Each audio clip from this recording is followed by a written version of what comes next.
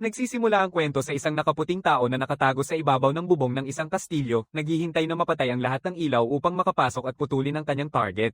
Ngunit bago siya makatalon, naramdaman niya ang presensya ng isang tao sa kanyang likuran at tumingin pabalik upang makita ang isang batang lalaki na may mahabang itim na buhok na nakatayo sa ibabaw ng isa sa mga tore, nakatitig sa kanya mula sa malayo. Isang biglaang lamig ang dumaloy sa katawan ng nakatapis na lalaki na iniisip na ang batang ito ay isa pang mamamatay tao tulad niya. Ngunit sa mas malapit na tingin, napagtanto niya na ang batang ito ay walang iba kundi ang legendaryong tahimik na assassin na kilala sa kanyang sobrang lakas. Narealize ng nakaputi ang lalaki na wala ng pag-asa para makaligtas at kailangang makipaglaban siya kaya agad siyang tumakbo para makakuha ng mas magandang posisyon at nagtapo ng maraming matalim na metal na spike sa tahimik na assassin. Sa kasamaang palad para sa kanya, sobrang bilis ng assassin at madaling naiiwasan ng atake bago tumakbo diretso sa nakaputi. Inilalabas ng lalaki ang kanyang balisong at sinubukang tapusin ito sa isang saksak. Ngunit nagawang harangan at iwasan ng batang may maitim na buhok ang atake sa isang iglap gamit ang sarili niyang balisong. Nagpapalitan sila ng suntok at santukan sa bubong bago mahusay na naalis ng batang lalaki ang armas ng kalaban. Pero hindi basta-basta susuko ang hitman dahil muling nagtapon siya ng maraming tinik na naiiwasan ng assassin. Ngunit nagkaroon ito ng pagkakataon para tumama ang nakatapis na lalaki. Sa kasamaang palad para sa kanya, naisip na ng batang lalaki na may itim na buhok ang lahat nito at nakalusot sa atake, lumalabas sa likod niya. Nagsisimula ng maubusan ng pasensya ang nakaputi ng balabal na hitman habang napapansin niyang malaki ang agwat ng kanilang lakas at sinubukan niyang ibato ang lahat ng kaya niya sa mas batang assassin. Gayunpaman nanatili ang batang lalaki na kalmado, tinataboy at binabalanse ang bawat saksak at hampas na ibinato sa kanya ng hitman, kahit na tinataboy pa niya ang lihim nitong nakatagong talang sa sapatos. Sa ganitong paraan, wala nang natitirang pampaandar ang hitman. Habang tinatagalang siya sa braso ng assassin bago saktan ng mga binti nito at iniwang nakahandusay, hindi makapaniwala ang hitman kung gaano kadali niyang naasikaso ang bata ngunit tinanggap niya ang kanyang pagkatalo habang bumabagsak ang espada mula sa langit, tapos na ang kanyang paghihirap magpakailanman. Nang mawala na ang kanyang mga kalaban, pumasok ang assassin sa kwarto ng kanyang target na natutulog sa kama nang walang ideya sa panganib na nakapaligid sa kanya.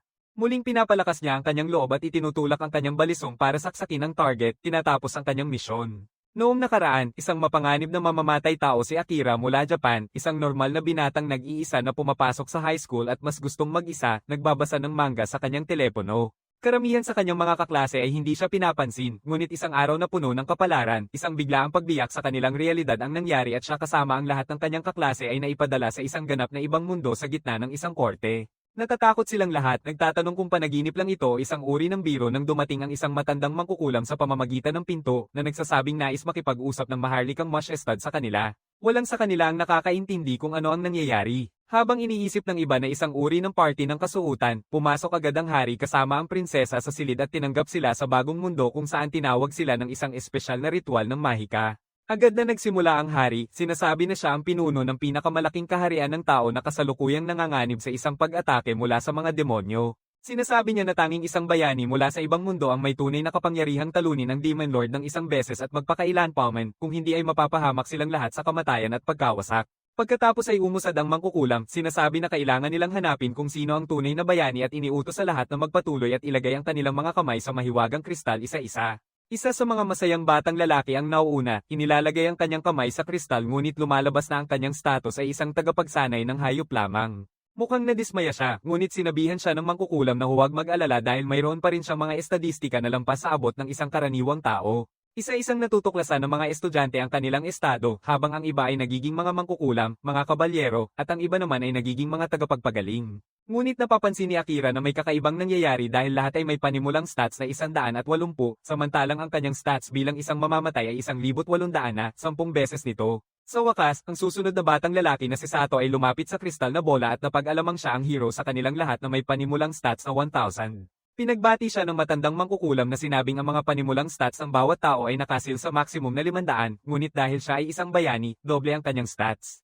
Ipinapakita nito na may mali sa mga stats ni Akira dahil halos doble ang mga ito kumpara sa hero mismo. Lahat ay nag-cheer para kay Sato dahil siya ang pinakakilalang tao sa klase, habang isa sa mga kaklase ni Akira ang nagtutulak sa kanya na ipakita rin ang kanyang mga stats sa lahat. Iniisip ni Akira ang kalagayan na kanilang kinabibilangan at isinaalang-alang na wala silang alam tungkol sa mundong ito o kung paano ito gumagana. Sa tingin niya ay walang kwenta na ibunyag ang ganitong kakaibang bilang at mas makabubuting muna siyang makakuha ng higit pang impormasyon tungkol dito. Kapag naayos na ang mga stats ng lahat at nailantad na ang bayani, sinasabi ng matandang mangkukulam na bibigyan silang lahat ng mga armas at kagamitan ayon sa kanilang mga klase at pinapauwi na sila sa kanilang mga kwarto para sa gabi. Habang bumabalik sa kanilang mga kwarto, napansin din niya ang isang nakatagong kamera na nangangahulugang minomonitor sila ng mga taong ito na tiyak na kainahinala kaya't naisip niyang gamitin ang kanyang kakayahang itago ang presensya upang makalusot sa kanila. Pagpasok niya sa kwarto, nagsuot siya ng angkop na damit bago lumabas sa balkonahe, niyayakap ang katotohanan siya ay nasa isang panibagong mundo.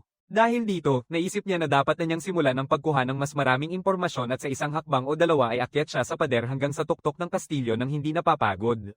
Tinitingnan niya ang kanyang sariling kakaibang kakayahan. Bigla niyang napansin ang isang nakabukas na bintana at pumasok ng maingat sa silid trabaho ng hari na mismo na nagtatanong sa prinsesa kung ayon ba sa plano ang lahat. Sabi ng prinsesa na mukhang walang ideya ang mga bata mula sa ibang mundo tungkol sa nangyayari at wala naman sa kanila ang masyadong mahikal na kakayahan na maging problema. Sinasabihan siya ng hari na bantayan sila bago bumalik sa kanyang trabaho. Gamit ang kanyang kasanayan sa pagtatago, halos hindi siya nakikita habang nakatayo sa tabi ng hari, iniisip kung gaano kadali niyang mapapatay ang lalaking ito ngayon, pero pinili niyang hindi gawin ito. Kinabukasan, umupo si Akira sa hapagkainan kasama ang iba pa niyang mga kaklase na tila walang alalahanin, habang si Sato, ang sikat na mabuting tao, ay tumayo at nagsalita tungkol sa kung gaano sila kalakas kumpara noong nasa kanilang sariling mundo kaya dapat nilang tutukan ang pagtulong sa mga tao dito gamit ang kanilang mga kakayahan at labanan ang mga demonyong Panginoon gaya ng utos ng hari.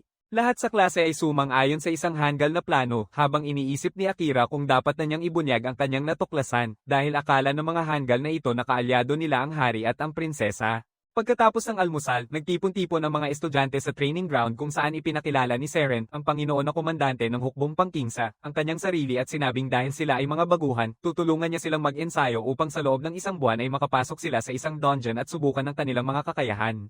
Agad na pinulong ni Sato ang lahat, sinasabi na gagawin nila ang kanilang makakaya habang tahimik na nagmamasid si Akira mula sa malayo, nakatago. Nagpasya siyang mag-isa upang makakuha ng karagdagang impormasyon, ngunit sa kanyang gulat ay sinusundan siya ni Seren na ipinasa ang klase kay Lieutenant Hill. Nagtataka si Akira kung natapos na ang bisa ng kanyang kakayahang magtago o kung may limitasyon ito sa tagal ng pagiging aktibo, pero ngumingiti lang si Seren at sinabing hindi niya kailangang mag-alala dahil mukhang maayos naman ang takbo ng kanyang mga kakayahan. Ibinunyag niya na siya mismo ay may kakaibang kakayahan na makakita gamit ang mystical eyesight na nakakakita sa pagkakaiba ng temperatura. Kaya sa madaling salita, siya ay isang naglalakad na thermal camera. Nababahala si Akira at inilalagay ang kamay sa tibak, nagtatanong kung magkakaroon ba sila ng problema, ngunit pinapalma siya nito, sinasabing wala siyang balak na isumbong siya sa hari o sa prinsesa. Akira ay nananatiling nagdududa at tinatanong kung kaninong panig talaga siya, ngunit sinasabi ni Seren na mas komplikado ito at hindi madaling ipaliwanag. Nauunawaan na hindi siya nagsisinungaling, bahagyang bumababa ang depensa ni Akira at binanggit na nais niyang pumunta sa aklatan upang makakuha ng maraming impormasyon hanggat maaari. Nang tanungin ni Seren kung anong antas ang kanyang kakayahang magtago, ibinunyag ni Akira na ito ay nasa pinakamataas na antas na medyo nakababaliw, pero ang iba pa niyang kakayahan ay nasa antas 1 lamang at wala siyang ideya kung paano ito mapapataas. Ngumiti siya, sinasabing matutulungan niya siya dyan dahil hindi niya makukuha ang gusto niya mula sa aklatan kahit kailan. Nagtataka si Akira kung gaano siya dapat magtiwala sa kanya pero hindi niya maitatanggi na nakaka-excite ang ideya na maging mas malakas. Kinokontrol niya ang kanyang emosyon at tinanong si Seren kung paano siya makakauwi, ngunit sumagot si Seren na kahit siya ay walang ideya tungkol doon, alam niya na kailangang lumakas si Akira hanggat maaari dahil tanging sa pamamagitan ng pagpapatuloy na buhay niya makakahanap siya ng paraan pabalik. Sinasabi ni Akira na ayaw niyang tumanggap ng tulong ng walang kapalit kaya't sinasabi ni Seren na para mapagbayaran siya, maaari niyang sabihin pa kay Seren ang tungkol sa kanyang sariling mundo. Mukhang ito na ang paraan ng Akira ay makipagkamay kay Seren, ang unang tao sa mundong ito na pinili niyang pagkatiwalaan. Maya siyang magsimula ng pag-aaral tungkol sa ibang mga lahi sa mundong ito tulad ng mga tao ng hayop at mga duwende na may sarili nilang mga kontinente. Patuloy din niyang pinapahusay ang kanyang pisikal at mental na kakayahan, sinasabi na ang pagsasanay lang ang tanging paraan upang mapataas ang kanyang antas at umunlad, habang ang kanyang klase ay nagsasanay din ng hiwalay sa ilalim ng paggabay ni Gilles. Isang gabi, pumunta siya upang makipagkita kay Seren habang nakakita siya ng isang aklat na sigurado siyang isinulat ng punong commander. Hinawakan ni Seren ang aklat at ngumiti, sinasabi na ito ay talagang isang plano na pabagsakin ng hari na isinulat niya at tinago bilang isang cookbook. Ipinapakita ni Seren na ang hari ay isang wasak na tao na hindi na maibabalik at gagawin niya ang isang talagang kakaibang bagay upang baguhin ang takbo ng mundo at hindi niya ito pwedeng hayaang mangyari. Sa parehong oras, siya ang komandante ng mga banal na kabalyero na may sagradong tungkulin na protektahan ng hari. Naiintindihan ni Akira ang kanyang problema at ibinunyag na may pagkakataon siyang patayin ang hari noong gabing tinawag sila dito, ngunit hindi niya nagawang gamitin ang kanyang tibak. Seren ay tumugon ng mainit na nagsasabing tama ang kanyang desisyon dahil hindi ibig sabihin na isang mamamatay tao siya ay kailangang pumatay. Sa wakas, isang buwan ang lumipas at handa nang pumasok ang mga bayani sa mga dungeon habang tinatanggap sila ng halos buong lungsod, nakikiyaw at nakikipalakpak para sa kanila. Sa malayo, napapansin ni Akira ang isang nakatapis na babae na nakatingin sa kanila ng matalim, kaya ginamit niya ang kanyang kakayahan upang lumitaw sa likod niya, na abala siya. Tinanong niya kung bakit siya nakatitig sa kanila ng may galit, at sinagot ng batang babae na may asul na buhok na lahat sa lungsod ay tinatawag siyang at ang kanyang mga kasama bilang mga bayani, ngunit alam niya ang sakripisyong ginawa upang maisama sila dito. Sabi ni Akira na wala siyang ideya tungkol sa anumang sakripisyo, pero para siyang isang NPC, sinabihan siya nitong mag-isip mag-isa at iniwan siya. Malapit na nilang pasukin ang dungeon kung saan mula sa bawat sulok ay lumalabas ang mga halimaw, at bawat bato ay tila isang trapdoor na nagbubunyag ng mas maraming halimaw. Lahat ng estudyante ay mukhang pagod at mahina, habang si Akira ay pinipigilan ng maraming umaatake hanggat maaari. Bago itanong kay Seren kung dapat na silang umuwi, sinasabi ni Seren na maganda na ang kanilang nagawa ngayong araw at ginagamit ang kanyang banal na kakayahan upang maglinis ng daan sa kanilang harapan. Inutusan ni Hill na tumakbo patungo sa labasan, ngunit nahanap nilang lahat ang kanilang sarili na nasa ilalim pa rin at nakaharang ng maraming halimaw. Bigla siyang naalala ni Sato, ang bombang usok na ibinigay sa kanila ng prinsesa na nagsasabing makakatulong ito sa pagpigil sa mga halimaw, kaya't itinapon niya ang bomba sa kanilang direksyon. Ngunit sa kanyang pagkabahala, isang minotaur ang lumitaw mula sa usok.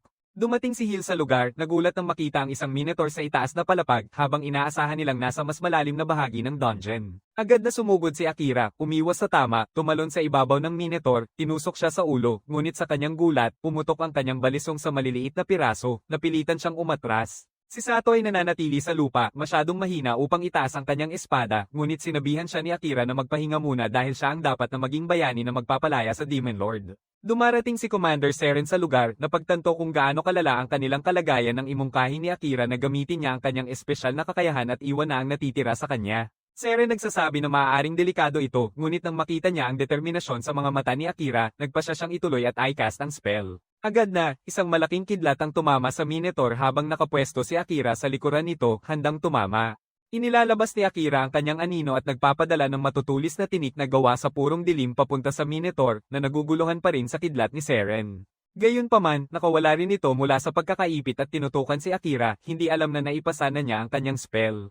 Habang hinahampas ng Minotaur ang mabigat nitong palakol papunta kay Akira, tinusok ng madilim na tinik ang kanyang kamay. Hinuhugot ni Akira ang katawan nito gamit ang mas maraming spike at nang makumpirma niyang hindi madaling makakatakas ang Minotaur mula dito, sinimulan niyang hilahin ito pababa sa madilim na kailaliman sa ilalim ng kanyang mga paa. Nilulo ng hukay ang Minotaur at tinanggal ang ulo nito bago ito tuluyang mawala. Lahat ay nagulat ang makita na nagtagumpay si Akira na talunin ang isang napakalakas na halimaw, ngunit bigla na lamang nawawala ang kanyang kontrol sa kanyang mga kapangyarihan.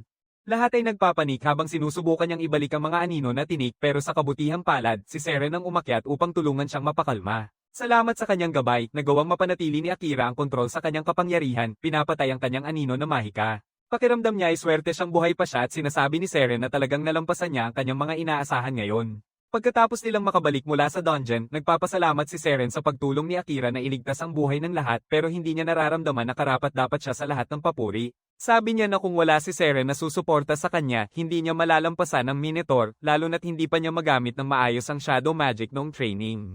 Seren ay nagsabi na ito ang kauna-unahang beses niyang marinig ang tungkol sa karagdagang kasanayan na tinatawag na Shadow Magic at sang-ayon siya na halos hindi pa makontrol ni Akira ang spell sa ngayon.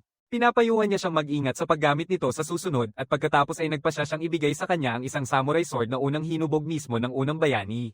Tinanong ni Akira si Seren kung bakit hindi niya ibinigay ito sa kasalukuyang bayani sa halip na sa kanya, at sumagot ang komandante na si Sato ay may banal na espada na. Gayunpaman, ang mas malaking dahilan ay nagnakaw si Seren ng espada mula sa Royal Treasury, at ang pagbibigay nito sa hanggal na bayani ay magdadala sa kanya sa kulungan agad. Masaya na tinanggap ni Akira ang espada at natuklasan niyang may mga inskripsyon malapit sa hawakan. Ang una ay nakasulat na Yato no Kami, at sa susunod na inskripsyon, nais ng unang bayani na ang kanyang espada ang maging gabay ng kanyang kahalili sa panahon ng kagipitan. Sana nakilala ko ang unang bayani tungkol sa bayani na iyon. Inaalala ni Akira ang sumpa na ipinataw kay Sato at kung paano hindi nila ito mababasag kahit ilang beses subukan ng mangkukulam. May nararamdaman siyang hindi tama at may teorya si Seren tungkol dito. Ang taong nasa likod ng sumpa ay ang prinsesa mismo na sinusubukang gawing puppet si Sato gamit ang isang ritual ng madilim na mahika. Gayunpaman, dumating si Akira ng eksaktong oras at winasak ang kristal na ginagamit niya sa ritual. Nagalit ang prinsesa at tinanong kung gaano siya katapang na pumasok sa silid tulugan ng isang babae nang walang pahintulot niya at itinuturo lang ni Akira ang kanyang espada sa kanya. Sinasabi niyang ang isang mangkukulam na naninirang ay hindi isang babae, tinatanong niya kung bakit niya ginagawa ito at sumagot ang prinsesa na lahat ito ay para sa kapakanan ng hari. Tinanong ni Akira kung bakit siya sumusunod sa hari at inuulit ng prinsesa ang naunang pahayag na para bang walang buhay at walang dahilan ang mga mata niya. Napagtanto ito ni Akira at iniwan ng silid. Ngunit may higit pang mga kristal na mahika ang prinsesa na balak niyang gamitin upang sampein ng natitirang mga estudyante. Samantala, dinadala ni Akira ang kristal sa bahay ni Seren at sinabing tama siya tungkol sa princess na binabalaan si Sato. Mukhang hindi ito bago dahil sinabi ni Seren na hindi pa siya sumusuko sa kanyang masasamang gawain. Tinanong niya si Akira kung ipinakita niya ang kanyang mukha sa prinsesa at sumagot siya na gusto niyang makipag-usap ng maayos sa kanya pero hindi siya magaling sa salita. Seren ay nagsabi na ang prinsesa ay hindi higit sa isang puppet lang ng hari sa ngayon at sinabihan si Akira na huwag matulog sa loob ng palasyo ngayong gabi. Nagtataka si Akira kung bakit at ipinaliwanag ni Seren na kayang magmura ng prinsesa ang sinuman pero hindi siya dahil hindi niya kailanman ipinakita ang kanyang katayuan sa kanya. Ibig sabihin yun ay susubukan niyang papatayin siya sa halip at nais ni Seren na umiwas siya sa palasyo. Tinanong ni Akira kung hindi ba siya huhusgahan sa pagiging padalos-dalos na ipinakita ang kanyang mukha at sumagot ang komandante na ang mga kabataan ay dapat impulsive at reckless at tungkulin ng mga adult tulad niya na itago ito. Kinabukasan, nagising si Akira sa ingay mula sa palasyo at pagdating niya roon, nakakita siya ng isang malaking tao na nagtipon-tipon.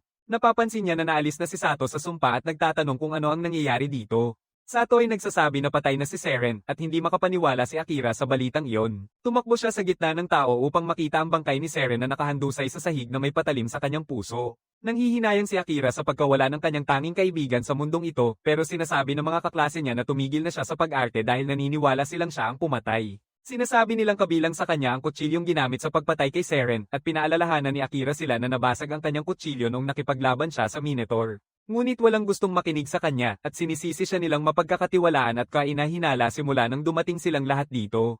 Nagtataka si Akira kung nasa ilalim sila ng sumpa ng prinsesa at napatunayan niyang tama siya ng lahat ay siya ang sisihin. Tanging si Sato ang lumapit upang ipagtanggol siya, sinasabi na kailangang imbestigahan ng maigi ang bagay, ngunit idineklara ng hari na papatayin si Akira dahil sa pagpatay sa kanilang minamahal na komandante. Inutusan niya ang kanyang mga gwardya na hulihin siya, ngunit ginamit ni Akira ang isang kasanayan upang maitago ang kanyang presensya at nakalusot ng hindi nakakasama, habang ang hari ay nagsugo ng mga tropa upang hanapin siya sa buong palasyo. Pumunta si Akira kay Hill na nagsasabing ang piling pangkat ng mga mamamatay tao ang pumatay kay Seren sa direktang utos ng hari. Nasa sa kanya ang grupo ng mga pumatay pero nauna si Seren at naghanda na siya ng mga gamit sa paglalakbay sa kanyang kwarto. Sinasabihan ni Hill si Akira na kunin ang mga kagamitan at tumakas at nagpapasalamat siya sa vice-komandante bago tumakbo sa kwarto ni Seren upang kunin ang mga gamit pero nakalimutan ng isang maliit na pouch sa pagmamadali. Sa gabi, pinag-uusapan ng hari kung paanong mas madali pang bumaba si Seren kaysa sa inaasahan niya at ngayon ay walang makakalaban sa kanila. Sinasabi sa kanya ng prinsesa na tapos na ang pag-brainwash sa lahat ng estudyante maliban sa bayani at ngayon kailangan na lang nila ng dahilan para simulan ang digmaan sa mga kalapit nilang kaharian. Natutuwa ang hari nang marinig ito at sinabihan niya ang prinsesa na magpadala ng mga asasin kay Akira para siguraduhin hindi siya tatagal at magiging banta sa kanila. Samantala, nagtatago si Akira sa dungeon dahil sinabi ni Seren na ito ang pinakamahusay na lugar para iwasan ang mga humahabol sa kanya, ngunit ang tanging kulang dito ay malinis na inuming tubig. Ang dungeon din ang pinakamahusay na lugar para mag-level up at pagbutihin ng mga kasanayan, pero karamihan sa mga tao ay hindi ito ginagawa dahil napakadelikado nito.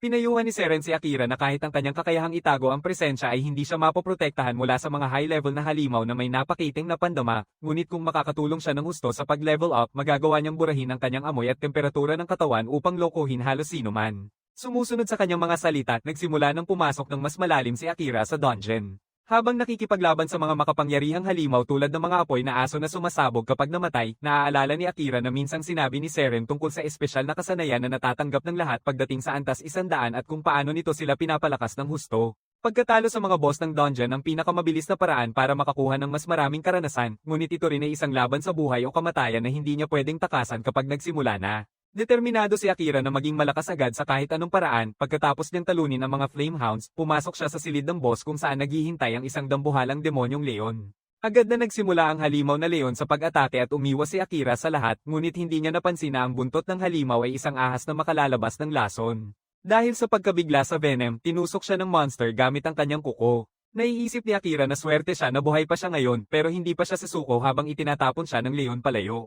Nagpasya si Akira na ibigay ang lahat at ilalabas ang kanyang anino na mahika. Agad na tinusok ng mga madilim na tinik ang halimaw at pinunit ito sa piraso, ngunit hindi na niya makontrol pa si Akira habang siya ay nawawalan ng malay. Gayunpaman, isang lalaking boses ang nanggagaling sa loob niya na nagsasabing sobra na ang damage na nakuha ng master, kaya mapipilitan na i-activate ang shadow magic.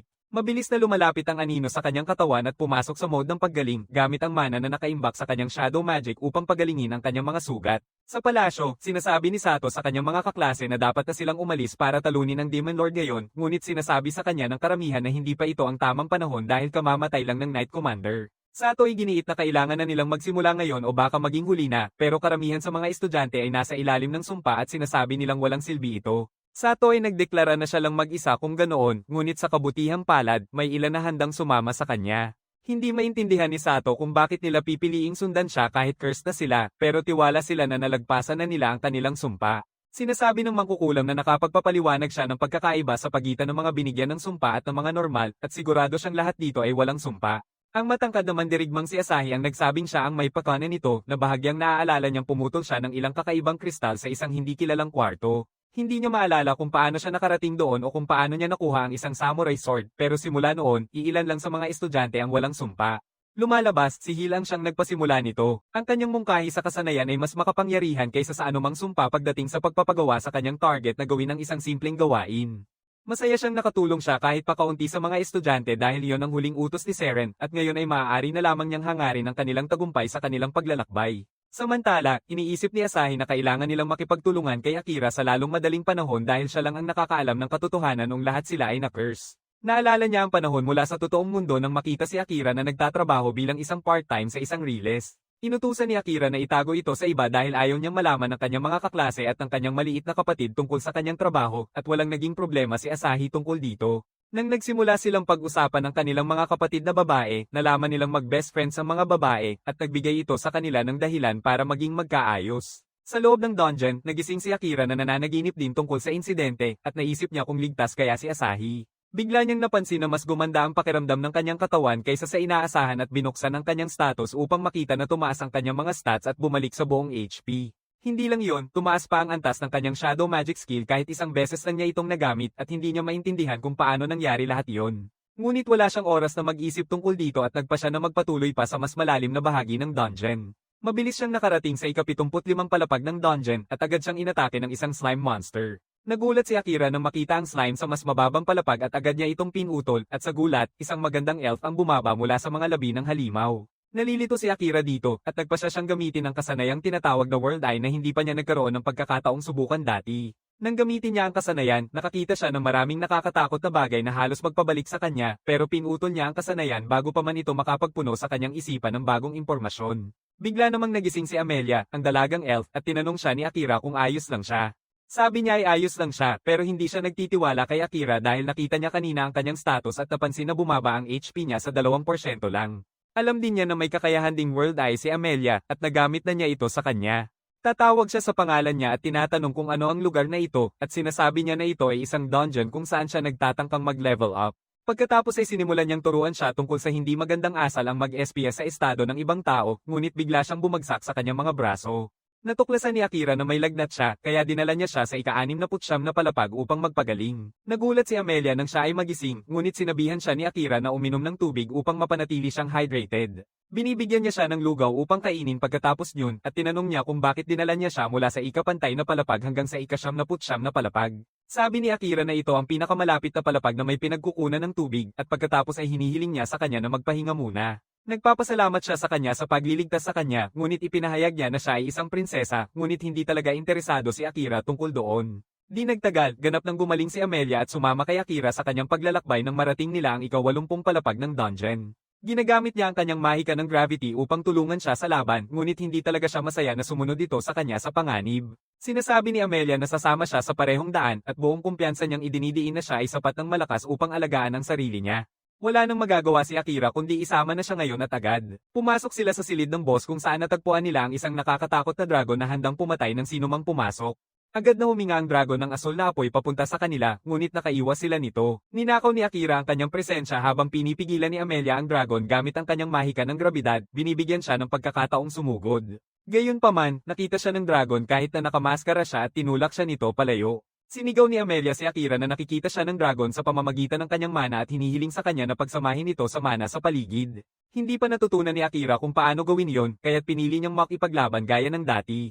Inilalabas niya ang anino na mahika at nagpapadala ng isang madilim na tinik papunta sa dragon na kumakatok sa mukha nito at pinipilit itong magbago ng direksyon. Gamit ang pagkakataong ito, tinusok niya ang mata ng dragon gamit ang kanyang espada, pinabagsak ito. Talagang humanga si Amelia sa kanyang walang ingat na paraan ng pakikipaglaban, ngunit nang malapit na siyang magtanong tungkol sa kanyang mga kapangyarihan, nagsimulang magliwanag ang katawan ng dragon na nagpasabik sa kanilang dalawa. Nagiging isang dambuhalang asul na pusa ang dragon at ni Akira ni Amelia ay hindi makaintindi kung paano ito posible. Gamit ang kanyang kakayahan sa mata ng mundo, natuklasan ni Amelia na ang pusa ay isang nagbabagong anyo, kaya siya nakapag-transform bilang isang dragon. Ngayon ay naiintindihan na niya dahil ang isang tunay na dragon ay mas matibay kaysa sa pusa. Nabibighani si Akira kung gaano kadali magamit ni Amelia ang kanyang mata sa mundo at tinanong niya kung bakit hindi niya ito ginagamit mismo. Naalala niya kung paano halos hatiin ang kanyang utak noong huling beses na sinubukan niyang gamitin ang kasanayan at naniniwala siyang dahil ito sa mababa niyang antas para magamit ito ng maayos. Gayunpaman, naniniwala si Amelia na tinatanggihan ni Akira ang kasanayan kaya siya nagkakaroon ng problema dito. Sa pagkakataong iyon, nagising ang itim na pusa at nagsimula ng magsalita. Nadismaya siya na natalo siya ng isang tao at isang elf kahit na naging dragon siya para lang sa laro. Nabigla si Akira nang marinig ang pagsasalita ng halimaw na pusa at nasaktan siya sa reaksyon nito. Sinasabi niya na huwag niya siyang ikumpara sa mga mababang antas na halimaw na pinapalakas lang ng instinct dahil siya ay isang nilalang na may mataas na katalinuhan na nilikha mismo ng demonyong Panginoon. Sisagot ni Akira na wala na itong pinagkaiba dahil pagkatapos ng huling suntok, hindi na makakalaban pa ang pusa. Ang itim na pusa ay hindi alintana ang kamatayan, ngunit may mensahe siya kay Akira bago siya mamatay. Tumayo siya at nagsimulang maglabas ng nakakatakot na aura, sinasabi kay Akira na naghihintay sa kanya ang demonyong Panginoon sa kanyang kastilyo na nasa malalim na bahagi ng kontinente ng mga demonyo sa bulkan. Nagdududa si Akira sa mensahe na iyon at tinanong niya kung paano nalalaman ng Demon Lord ang tungkol sa kanya at bakit niya nais na pumunta siya sa kanyang kastilyo. Sinasabi ng itim na pusa na ang Demon Lord ay isang nilalang na lampas sa kanyang pangunawa, kaya hindi niya masabi pa ang iba, at pagkatapos ay humihiga sa lupa, sinasabi kay Akira na patayin siya, ngunit tumanggi si Akira. Inutusan siya ng pusa na tumigil na sa pagpapanggap na astig dahil itinuturing ng mga tao na kaaway nila ang lahat ng demonyo at halimaw, kaya makatwira na siyang patayin na niya ito. Hindi siya sang-ayon sa kanya dahil para kay Akira, ang tunay na kalaban ay ang hari, at hindi siya naniniwala sa kanyang mga salita na ang mga demonyo ay kanilang mga kalaban. Gayunpaman, pinaalalahanan siya ni Amelia na hindi magbubukas ang pinto ng kwarto ng boss maliban kung papatayin nila ang boss o papatayin sila nito. Sa masang-ayon ng itim na pusa sa kanya, tinatanong si Akira kung plano niyang magutom dito hanggang mamatay. Tinanong niya kung bakit ayaw niyang patayin siya at ang sagot niya ay simple ngunit nakakagulat. Sinasabi niya na siya ay tao ng pusa at hindi tulad ng ibang mga halimaw, nakakausap siya ng itim na pusa. Naniniwala siya na may butas na pwedeng paglabasan nila mula sa kwarto ng boss nang hindi pinapatay ang pusa at naaalala ni Amelia na may ibang paraan upang magawa ito. Sasabihin niya na kung makikipag-ugnayan si Akira sa itim na pusa at tatanggapin siya bilang kanyang kakampi, hihinto siyang ma-recognize bilang isang boss monster at magbubukas ang pinto. Tumatawa ang itim na pusa sa ideya, sinabing tanging isang bihasang mago na may mahusay na kontrol sa mana ang makakagawa ng ritual at wala si Akira yun. Hindi siya sang-ayon sa kanya at ibinunyag na nalampasan na nito ang limitasyon na kailangan para magawa ang ritual. Pinapaalala niya sa itim na pusa na inalis ni Akira ang kanyang mana mula sa kanyang katawan para guluhin siya kanina na isang bagay na nagawa lang ng unang bayani noon. Naniniwala si Amelia na magagawa ni Akira ang ritual pero hindi siya sigurado kung magtatagumpay siya. Tinanong niya siya kung ano ang mangyayari kung mabibigo siya at sumagot ang itim na pusa na isa sa kanila ang mamamatay at sa pinakamasama, pareho silang maaaring mawalan ng buhay. Akira handang isugal ang panganib na iyon at hindi maintindihan ng itim na pusa kung bakit niya gagawin iyon. Sabi niya na ituloy lang niya dahil wala siyang pakialam kung mamatay siya, kaya nagalit si Akira sa paraan niya ng pagiging walang pakialam sa buhay o kamatayan. Sasagutin ng itim na pusa na hindi na siya masaya pang mabuhay pa at magpapasya si Akira na kausapin siya ng mas maayos sa ibang pagkakataon. Tinanong niya si Amelia kung paano isasagawa ang ritual at ipinakita niya na ang unang hakbang ay bigyan ng bagong pangalan ng pusa. Pinangalanan niya itong Night dahil sa kanyang magandang balahibo na paalala sa kanya ng kalangitan sa gabi. Hindi tumutugon ang pusa sa pangalan at saka ipinagpatuloy ni Akira ang susunod na hakbang, ang pagdadala ng mana sa paa nito. Pinapaalalahanan siya ni Amelia na walang pagbabalik kapag nagsimula na siyang magbuhos ng mana at kung hindi niya makokontrol ang pusa, maaaring mawala ang kanyang buhay. Kampante si Akira na magtatagumpay siya at habang sinisimulan niyang ibuhos ang kanyang mana sa paa ng pusa, nararamdaman niya ang isang malakas na alon na sumisid sa kanya. Napagtanto niya na ito ang nasa loob ng pusa, ngunit bigla siyang nadarama na nahuhulog siya papunta sa isang nagliliyab na lungsod. Nababalisa si Akira nang makita niya ang nakakatakot na tanawin at napansin niya si Night na walang habas na nagwawala sa lungsod, pinapatay ang sinumang makakatakas. Sinusubukan niyang pigilan si Night ngunit tinatamaan siya nito gamit ang kanyang madilim na mana na nagdudulot ng malubhang pinsala. Habang bumangon si Akira, sinabihan siya ni Night na huwag mag-atubili at patayin siya dahil iyon lang ang tanging paraan para makalabas siya dito ng buhay. Akira pa rin hindi magawang atakihin ng pusa kaya muling nagsimula si Night na umatake, tinatamaan siya ng kanyang makapangyarihang mga kuko. Ang pinsalang natamo ni Akira sa mundo ng panaginip ay nagsimulang makaapekto sa kanyang katawan sa totoong buhay, at sa wakas ay nagpasya siyang labanan na. Isusubo niya ang kanyang kutsilyo kay Knight na madali itong naitataboy, at saka nagsimula siyang magpuno ng kanyang madilim na lakas upang tapusin agad ang laban. Tumama si Akira sa kanya, pero sa halip na umatake, hinahayaan niyang maipit siya ng mga kuko ni Knight. Naguguluhan ng itim na pusa sa kanyang ginawa at nagtatanong kung ano ba talaga ang kanyang sinubukan. Sabi ni Akira na ayaw niyang patayin siya, at alam niya na ayaw din ni Knight na pumatay ng kahit sino. Kinzo na siya ay isang halimaw, at kahit na matalino siya, patuloy siyang sinasabi ng kanyang instinct na patayin ang sino mang nasa kanyang daan. Alam ni Akira na pagod na si Knight sa pamatay, kaya sinasabi niya na hindi na niya kailangang labanan ng kanyang instinct mag-isa.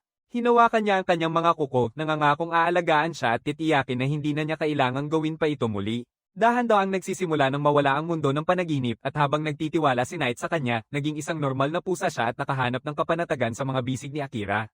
Pumapasok ang araw sa mundo ng panaginip, nagiging isang refleksyon ng kapayapaan na nararanasan ni Knight sa mga bisig ni Akira. Sa ganito, bumabalik si Akira mula sa mundo ng panaginip, at sa sandaling na pagtanto niyang naging epektibo ang ritual ng kasunduan, hinahawakan niya si Knight upang kumpirmahin ito. Isang gintong marka ang lumitaw sa likod ng kanyang kamay, at pagkatapos ang pulang marka sa noo ni Knight ay naging gintong din. Ipinaliwanag ni Amelia na ito ang marka ng matagumpay na kasunduan, at ngayon ang kaluluwa ni Akira ay nakatali na sa pusa. Gising na rin si Knight at nagsabi na ngayon ay curious siya kung hanggang saan ang mararating ni Akira. Tinatanggap niya ito bilang kanyang master at ipinapangako ang kanyang buhay sa paglilingkod niya. Pagkatapos niyon, ipinakilala ni Amelia ang sarili niya sa kanya, at tumugon si Knight na bilang kasama ng kanyang master, iginagalang din niya siya. Biglang lumitaw ang isang bilog na mahika sa sahig na nagsasabi na natalo na ang boss, ngunit parang nawala sa sariling mundo si Akira. Sabi niya na gusto na niyang umakyat sa susunod na palapag, pero may sugat si Knight. Sabi ni Knight na mananatiling bukas ang pinto hanggang gamitin nila ito, kaya hindi kailangang magmadali. Nagpasya siyang magpahinga muna upang makarecover, at iminungkahi ni Amelia na gamitin nila ang oras na ito upang mas makilala pa ang isa't isa. Kagad na sumasang-ayon si Knight sa kanya, at bahagyang nagulat si Akira sa bilis ng pagbabago ng kanyang personalidad. Sa kabilang banda, narating ni Sato at ng kanyang grupo ang bansa na itinatag ng isang bayani na tinawag mula sa Earth tulad nila, at namangha sila nang makita na ang bansa ay kamukha ng makasaysayang Japan. Lahat ng narito ay pakiramdam ay pamilyar, at nagsimula silang mag-relax bago pag-usapan ang kanilang plano sa hinaharap. Sato sabi niya na ang unang dapat nilang alalahanin ay ang kanilang pondo dahil isang buwan na lang sila bago mawalan ng pera at matuluyan. Isang lalaki ang nagre-rekomenda na maging isang adventurer dahil ito ang pinakamahusay na trabaho para sa kanila, at pumayag si Sato. Pagkatapos ay tinutukan niya ang susunod na paksa, ang pangangalap ng impormasyon. Hinahayaan niya na humanap sila ng isang tao na maraming alam tungkol sa mundong ito at maghanap din ng mga aklat na may mahahalagang impormasyon. Isang batang kasing laki niya, umaasang may makikita silang aklat na makapagsasabi kung paano makabalik sa Earth. Ngunit naniniwala si Sato na ang paglupig sa Demon Lord ang kanilang pinakamainam na paraan upang magawa yon. Sa tingin niya, tanging ang hari at ang prinsesa lang ang maaaring makaalam kung paano sila makakabalik, at kahit na sila ay masama at baluktot, kailangan nilang mapalamang sa pamamagitan ng pagkatalo sa Demon Lord. Sinasabi niya na kapag may sapat na silang pondo at impormasyon, diretso na silang pupunta sa kontinenteng Demon, pero hindi sang-ayon si Asahi. Naniniwala siyang dapat silang magkaisa muli kasama si Akira bago pumunta sa kontinente ng Demon, dahil sinasabi ng kanyang pakiramdam na mas mabilis lumalakas si Akira kaysa sa iba, at tiyak na kailangan nila siya sa kanilang koponan. May ilan na sumasang-ayon kay Asahi habang ang iba ay naniniwalang siya ang pumatay kay Commander Seren. Nagsimula ang maliit na pagtatalo tungkol dito, ngunit pumagitna ang mga babae upang pag-ugnayin sila. Tinanong nila si Sato tungkol sa opinyon niya sa bagay na ito dahil bilang leader, siya ang magpapasya sa huli. Sato sumasang-ayon kay Asahi at naniniwala siyang mas malakas na si Akira kaysa sa kanila, pero nagdududa siya na kaya nilang makipagtulungan sa kanya. Sabi niya na ayaw ni Akira makisali sa ibang tao, at hanggang ngayon ay hindi pa rin niya maalala kahit na magkaklase sila mula pa noong kindergarten. Lahat ay nagulat sa narinig ito, at kahit si Asahi ay sumang-ayon na hindi talaga si Akira ang tipo ng kasama sa koponan. Sato ay nagsasabi na ayon sa mga alamat, tanging ang banal na espada na hawak ng bayani ang makakapagpatumba sa Demon Lord, kaya kailangan niyang maging sapat na malakas para magampanan ang kanyang tungkulin. Naniniwala siya na kahit mahanap nila si Akira, hindi siya papayag na makipagtulungan sa kanila kung masyadong mahina ang mga ito, kaya't nagpasya siyang maghintay sa bansang ito habang nagsusumikap silang palakasin ang kanilang lakas. Sa kabilang banda, ikinwento ni Amelia kay Akira at sa Knight ang tungkol sa kanyang nakaraan. Pinalaya siya mula sa kanyang bansa ng sarili niyang kapatid, at ang kanyang mga tao ay walang sawang hanggang patayin siya. Pinwersa nila siya sa tabi ng bangin at ginamit niya ang kanyang mahika ng gravity para mahulog sa ilog sa ibaba na nagdala sa kanya sa kaligtasan. Ngunit siya ay sugatan at pagod, at isang itim na slime ang samantalahin ng kanyang kahinaan upang lunukin siya ng buo. Ang huli niyang naaalala ay nasa dungeon siya at si Akira ang nagligtas sa kanya. Naaawa si Akira sa kanya nang marinig ang kwento, ngunit nakakita ang Knight ng ilang butas. Sinasabi niya na hindi kumakain ng tao ang mga slime at kahit na may isang kumain kay Amelia, matagal na sana siyang natunaw bago siya mailigtas. Hindi rin niya ito maintindihan pero nagpapasalamat siya sa slime na nagdala sa kanya kay Akira. Sinasabi ni Akira na dapat niyang bumalik at subukang ayusin ang bagay sa kanyang kapatid pero sumuko na si Amelia. Pakiramdam niya hindi niya kayang harapin ang kanyang kapatid pero sinasabi ni Akira na mag-aayos din ang lahat sa kabila nito dahil magpamilya sila. Sabi niya may kapatid din siya at kahit na palagi siyang bastos, mahal na mahal niya pa rin ito. Tinanong ni na Amelia at Knight kung nais niyang bumalik sa kanyang mundo upang makapiling ang kanyang pamilya at sinang ayunan ni Akira, ngunit bago iyon, may iba pa siyang kailangang gawin. Nagsimula siyang magkwento tungkol kay Seren, ang taong nagturo sa kanya kung paano mabuhay sa mundong ito, at nagngangalit ang galit niya habang iniisip ang mga pumatay sa kanya. Nangako siyang papatayin ng hari at prinsesa dahil sa pagpatay kay Seren, at ang kanyang likas na pagpatay ay nagpatindig ng balahibo kina Amelia at Knight sa takot. Niyakap ni Amelia ang kanyang pangalan na nagpabalik sa kanya sa kanyang marahas na galit. Kapag nakalma na siya, pareho nilang sinasabi kay Akira na alam nila ang pangalan ni Seren bilang siya ay isang kilalang komandante ng mga knight. Naiintindihan ni Akira na masyadong tense ang sitwasyon kaya inilabas niya ang kanyang guwantes at sa dami ng kanyang instinct bilang pusa, sinubukan ni Knight na hulihin ito. Masaya si Akira na epektibo ang trick na ginagamit niya sa mga palaboy sa paligid ng bahay niya pati na rin sa isang halimaw na pusa at gustong subukan din ito ni Amelia. Di nagtagal, nagsimula ng magyakapan sina Akira at Amelia kasama si Knight para maranasan ang malambot at makapal niyang balahibo. Sinasabi ni Knight kay Akira na magseryoso siya dahil nakatali ang kanilang mga kaluluwa at kung ang isa sa kanila ay mamatay, mamamatay din ang isa. Alam na ni Akira yon pero masaya siya na may alaga siyang pusa dahil talaga niyang gusto ang mga pusa. Sinasabi ni Amelia na naiinggit siya sa kanya dahil mahilig din siya sa mga pusa. Pagkatapos nilang magpanggap, nagpasya silang umalis sa dungeon. Tinanong ni Akira si Knight kung saan dadalhin sila ng magic circle ng teleportation, pero wala itong ideya tungkol dito. Sinasabi niya na iilan na lang sa mga demonyo ang nakakaalam ng sining ng paggawa ng mga magic circle, at nagpasya si Akira na hanapin sila at paandarin ang mga ito kapag nakarating na siya sa kontinente ng mga demonyo. Bigla siyang naalala ni Amelia ang isang kwento tungkol sa maputlang asol ng mga magic circle na nagdadala sa mga tao sa lugar na kanilang minimithi, at kapag maraming tao ang pumasok dito, ito ay tumutugon lamang sa nais ng isang tao. Sinasabi ni Akira na maaaring magdulot ito ng problema sa kanila, ngunit tiniyak ni Amelia na gagawin niya ang kahit saan basta kasama siya. Hindi masyadong iniintindi ni Akira ang kanyang pahayag habang pumasok siya sa magic circle. Nagtataka siya kung maaari ba siyang makabalik sa kanyang pamilya, ngunit binabaliwala niya ang pag-iisip na iyon dahil mas nauuna ang kanyang paghihiganti. Sa pamamagitan nito, nag-activate ang magic circle at na-teleport ang grupo sa isang gubat kung saan makikita nila ang isang dambuhalang puno. Nabulagta si Amelia nang makita ang puno na kinikilala ni Knight bilang World Tree. Sinasabi niya na nasa kagubatan sila ng mga duwende, at kahit hindi makapaniwala si Amelia na napadpad sila dito, sa tingin ni Akira ay magandang lugar ito. Bigla na lang, isang duwende na nakatago sa puno ang nagpaputok ng pana kay Amelia, pero sa kabutihang palad, napansin ito ni Akira ng tama at naitulak siya palayo sa tinatamaan ng pana. Pagkatapos, umatake siya sa archer, tinataboy ang kanyang palaso gamit ang kanyang kutsilyo, at mabilis na pumunta sa likod nito. Dinadala niya ang archer sa lupa at tinukoy ni Amelia na si Liam ito. Sabi ni Liam na hindi niya inaasahang mahahanap ang traidor nang mag-imbestiga siya sa ilaw dito, at sinabihan si Amelia na tumakbo kung mahalaga sa kanya ang kanyang buhay. Pinabagsak ni Akira siya dahil hindi siya interesado sa kanyang maingay na pag-uusap, ngunit napagtanto niya na masyado siyang naantalaga dahil naubusan na sila ng paligid ng mga elf. Nandito si Kilika, ang kapatid ni Amelia, upang personal na pamunuan sila, at sinasabi niya kay Amelia na mamamatay na siya ngayon na kusang loob siyang bumalik sa bansa. Naaalala ni Amelia ang nakaraan ng maging perpekto ang lahat. Siya ang prinsesa ng korona ng kaharian ng mga duwende, at kasama ang kanyang nobyo na si Liam, binabantayan niya ang kanyang munting kapatid na si Kilika, na kanyang karangalan at kagalakan. Ngunit hindi nagtagal ang perpektong buhay na iyon para kay Amelia dahil biglang sinabi ni Liam na nais niyang kanselahin ang kanilang kasunduan. Nalungkot si Amelia sa nangyari, ngunit sinabi niya sa kanya na makipag-usap ito sa kanyang ama tungkol dito dahil siya ang nag-ayos ng kanilang kasal. Bigla ngang dumating si Kilika at sinabi kay Amelia na ayaw na niyang pakasalan si Liam dahil anak siya ni Blight. Ito ay nagsimula lamang sa mga kapighatian ni Amelia at pagkatapos ng insidenteng ito, pinangunahan ni Kilika ang mga sundalo upang hanapin siya. Lahat ay tinawag si Amelia na kriminal at sinubukang hulihin siya pero nakaligtas siya sa lahat at nakatagpo si Akira.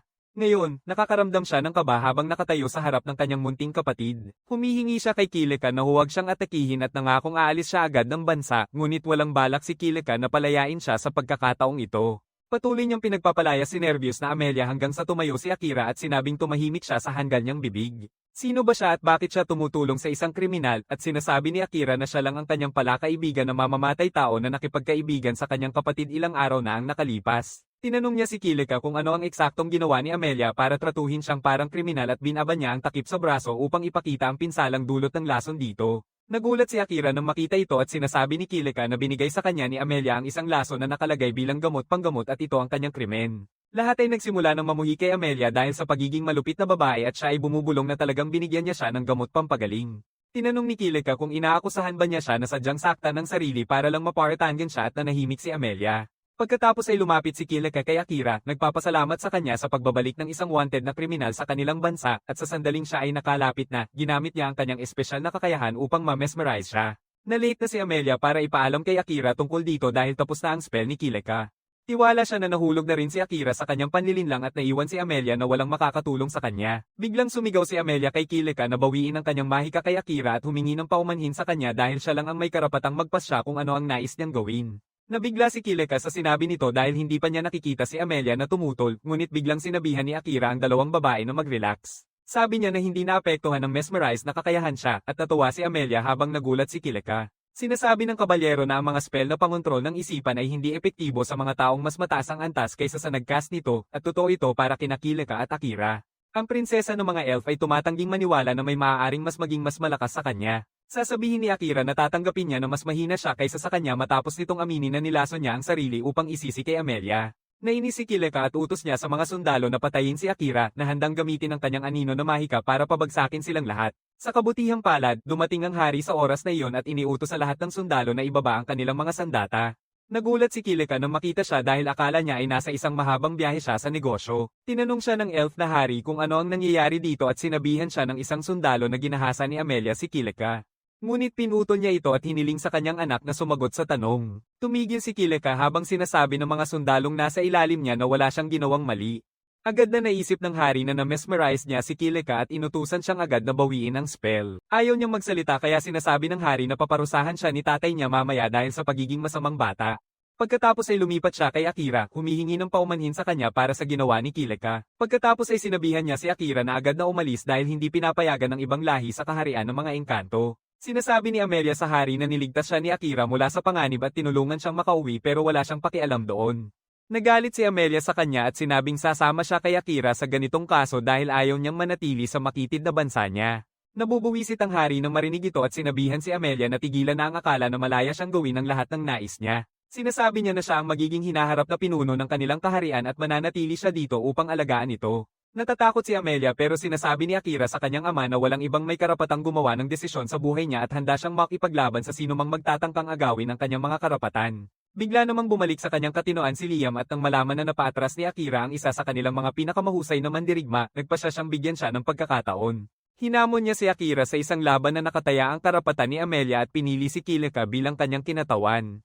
Akira tinanggap ang hamon at sinundan ng hari sa punong mundo kung saan gaganapin ang laban.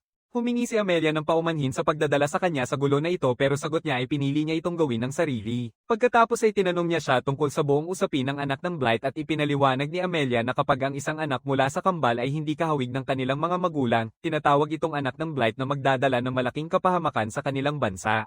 Nagulat si Akira na sina Amelia at Kilika ay mga knight pero mas interesado si Knight sa kwento tungkol sa anak ng Blight na napatunayang isang alamat na maraming taon na ang nakalipas. Pinagtitibay ni Amelia na ganoon nga pero alam niya na marami pa rin ang gumagamit ng terminong iyon para sa kanya dahil hindi siya kamukha ng mga magulang niya. Malapit na nilang marating ang puno ng mundo at nagpasya si Akira na huwag itago ang kanyang presensya dahil nais niyang makamit ang patas na panalo. Sinasabihan siya ni Amelia na mag-ingat dahil si Kilika ang pinakamagaling na elven na espada. Sinasabi ni Akira na parang mataas ang pagtingin niya sa mapanuksong kapatid na babae niya sa kabila ng lahat ng nagawa nito at sinasabi ni Amelia na nakita niya ang pagsisikap na inilaan nito sa kanyang pagsasanay. Nang magsimula ang laban, hindi pa hinuhubad ni Akira ang kanyang espada at nang sabihin ni Kilika na ilabas niya ang espada niya, sinabihan niya ito na ayaw niyang mapatay siya nang di sinasadya.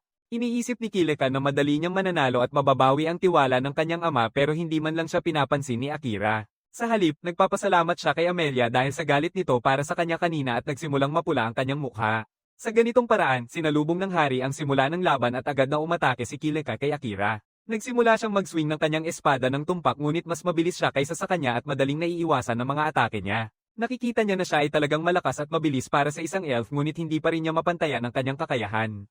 Nakakalusot siya sa kanya at itinulak siya palayo ngunit may lihim na armas si Kilika. Binibighani niya ang kanyang espada gamit ang mahika ng hangin at pinapadala ang isang malakas na hangin papunta kay Akira, pinipilit siyang umatras.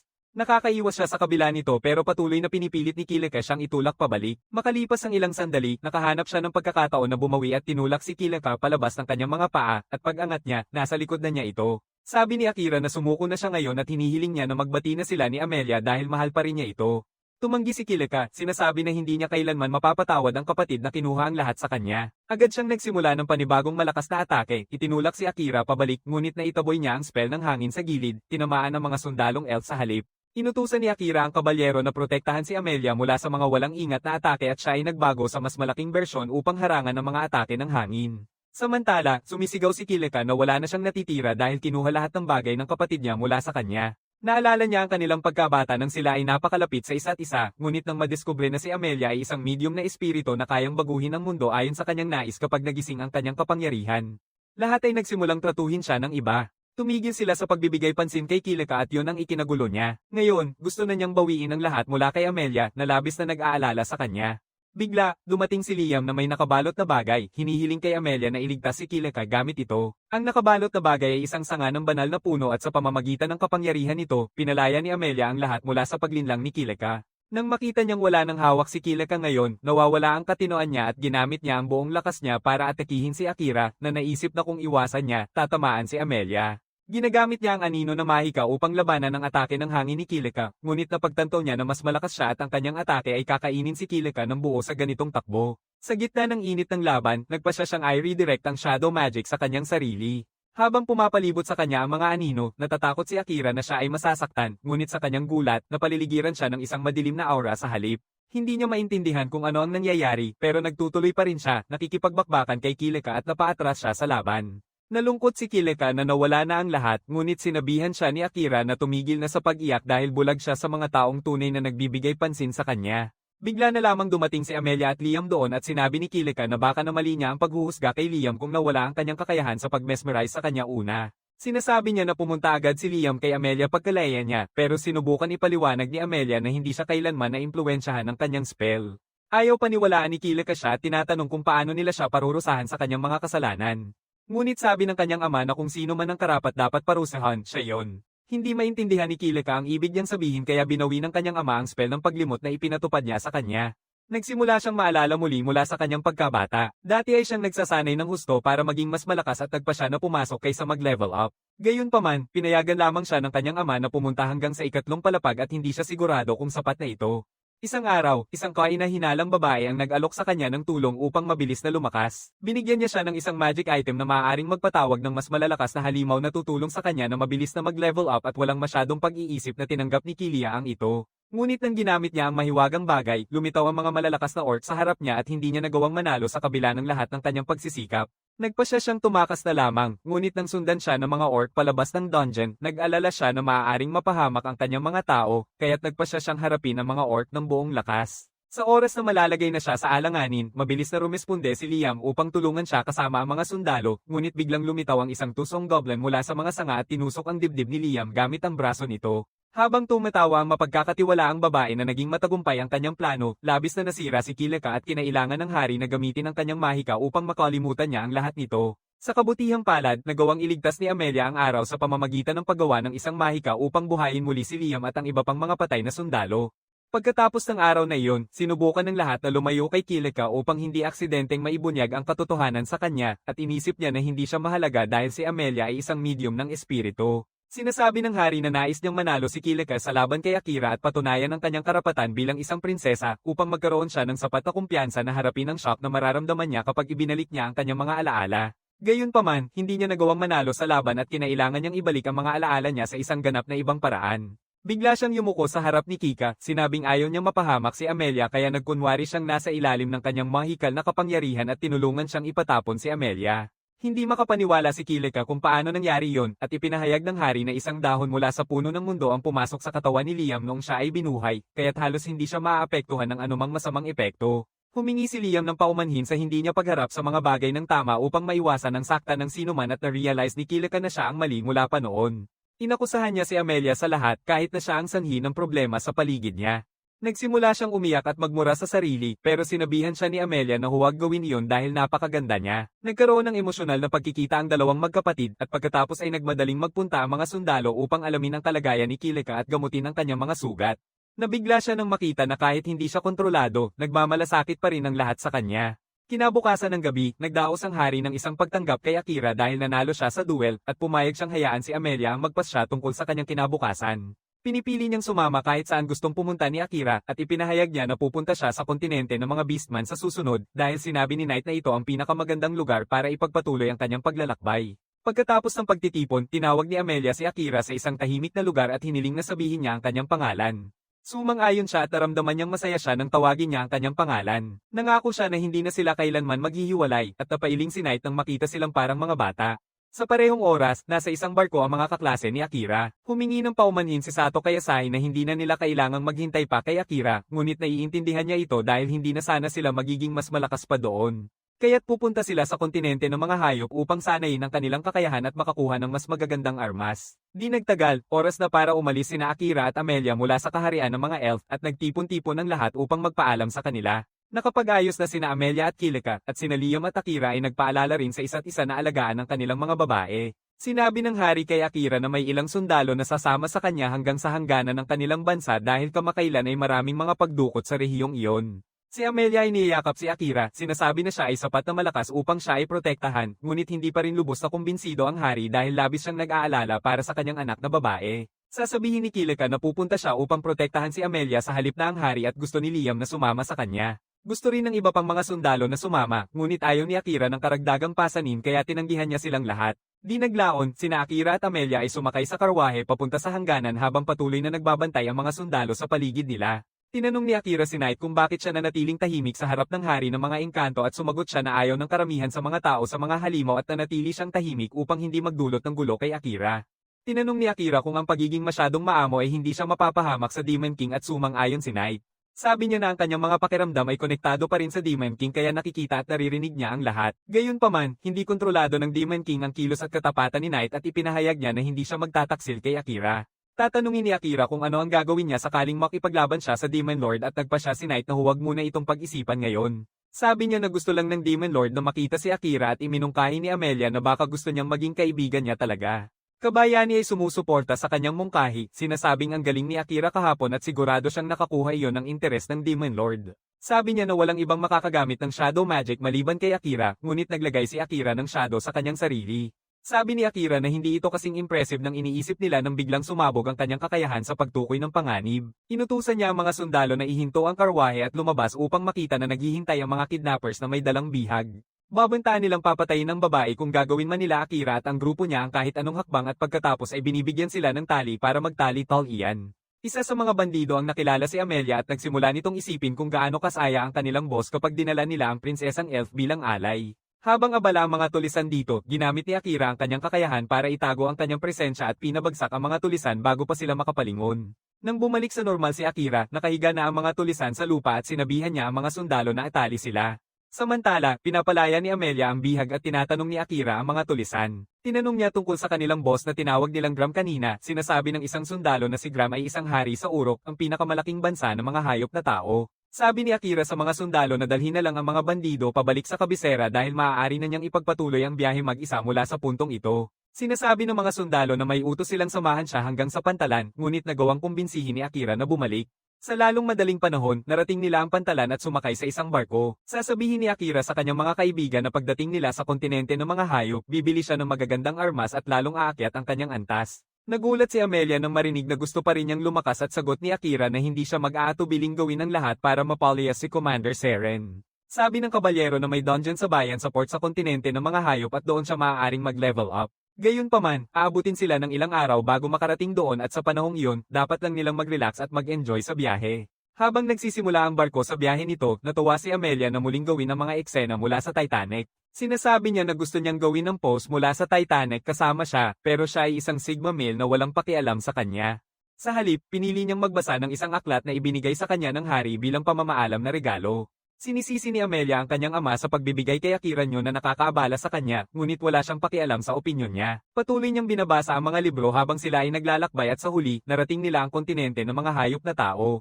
Ang unang kanilang hinto ay ang bayan ng Or sa Pantalan at napansin ni Akira na tanging mga tao lang ang gumagawa ng trabaho dito. Hindi masyadong iniisip niya ito at nagpapatuloy sa kanyang lakad, ngunit tatlong maliit na kawatan ang pumwesto sa kanyang harapan. Sinasabi nila sa kanya na iwanan ng dalagang elf at tumakbo at ang kanilang ugali ay nagpapakita kay Akira na may diskriminasyon ng mga hayop laban sa mga tao. Nilalakad niya ang mga hayop na inaakalang hindi siya seryoso at agad na susugod para saktan siya, ngunit ginamit ni Akira ang kanyang anino na mahika upang itapon ang mga piraso ng dilim sa kanilang mga mata, pinagnanakaw ang kanilang paningin. Pagkatapos ay pumunta siya sa lungsod kung saan tila natatakot ang lahat kay Knight. Tinanong ni Amelia si Knight kung alam niya ang tungkol dito, at sumagot siya na may magandang dahilan ang mga tao sa kontinenteng ito kung bakit natatakot sila sa mga itim na pusa. Di nagtagal, nag-book si Akira at Amelia ng kwarto sa hotel at nagsalo-salo sa isang masarap na pagkain. Nagpa siya si Akira na matulog na at sinabihan siya ni Amelia na medyo malaki ang kanilang mga kama. Sabi niya na sapat na ang isang kama para sa kanilang dalawa at nagulat si Akira dahil hindi niya inaasahang magiging diretso siya nito. Nagtatakda si Knight na gumanap bilang wingman para kay Amelia at sinasabi niya kay Akira na siya ay lalabas para maglakad sa kalagitnaan ng gabi kaya gawin nila ang anumang nais nila. Ngayon ay naguguluhan na si Akira at masaya namang pumasok si Amelia sa shower para sa kanya. Ngunit nang lumabas siya mula sa shower, nakatulog na si Akira at ayaw niyang gisingin ito. Maingat niya siyang hinalikan sa pisngi at natutulog sa tabi niya.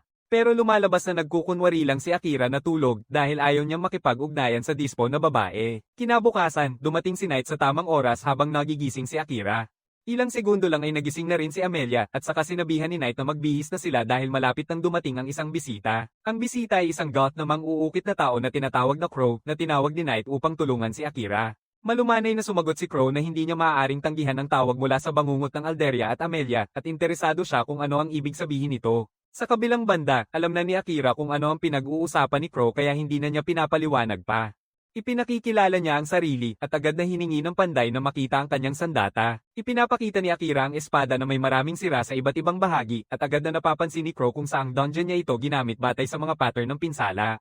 Natuwa si Akira at nagtatanong kung maaari niya itong ayusin. Sinagot naman ng Goth Beastman na gagawin niya ito kapalit ng tamang halaga ng pera at hilaw na materyales. Tinatanggap ni Akira ang mga kondisyon at pagkatapos ay hiniling niya na maghanda din siya ng 20 pang mga panablang sandata. Narealize ni Crow na isang mamamatay tao si Akira, ngunit nararamdaman niyang hindi pa siya handa sa mental na aspeto na hawakan ang kanyang mga sandata nang hindi nasa Syra ang mga ito. Naiinis si Amelia nang marinig ito pero sinabihan ni Akira siyang mag-relax dahil tama si Crow. Sang-ayon si Knight na nagsasabing kahit na ngayon ay isang panday si Crow, noon ay kasapi siya ng pangkat ng mga bayani. Nagulat sina Akira at Amelia sa bagay na ito, ngunit ayaw ni Crow na balikan pa ang nakaraan. Ibinibigay niya kay Akira ang listahan ng mga hilaw na materyales na kailangan kasama ang halaga ng mga kailangang ayusin. Umalis siya niyon at sinasabi ni Knight kay Akira na kahit mayabang si Crow, siya ang pinakamagaling na panday sa buong kontinente. Naniniwala si Akira ngunit nagtatanong siya kung paano niya mabilis na makakalap ang kinakailangang halaga ng pera. Sinabihan siya ni Knight na pumasok sa dungeon at manghuli ng mga monster para dyan at maaari rin siyang makakuha ng mga hilaw na materyales habang ginagawa yon.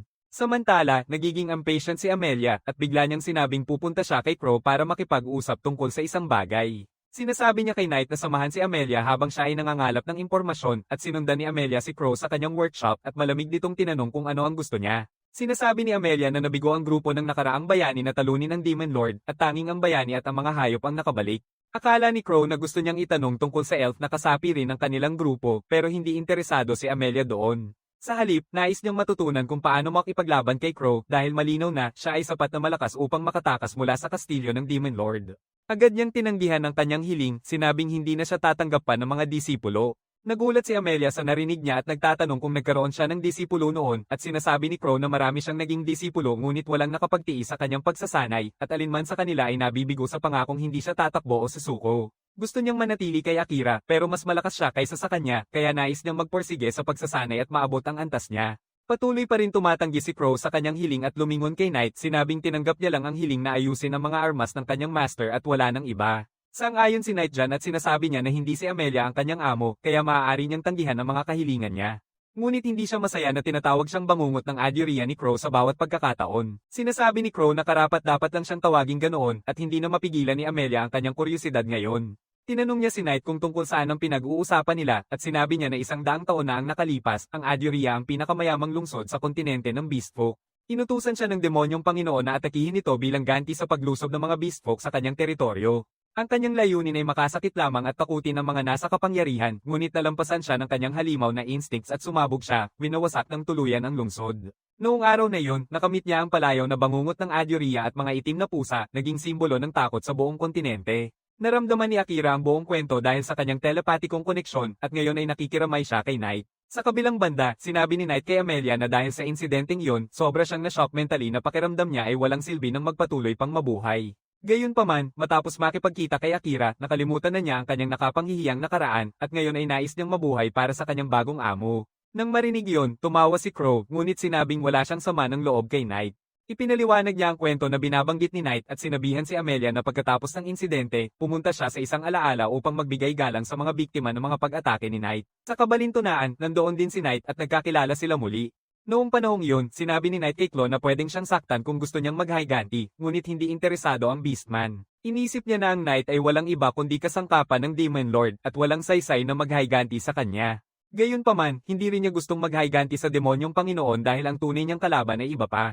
Sinabi niya kay Knight na nakatira sa lungsod ang kanyang kapatid na babae, ngunit hindi siya namatay sa kanyang atake. Kasama siya sa mga nakaligtas at tumutulong sa pagliligtas ng mga nasugatan nang dumating si Graham, ang hari. Nagmadali siyang umalis sa bayan dahil natatakot siyang bumalik si Knight at handa na niyang sirain ang mga bumagsak na gusali upang makalakad.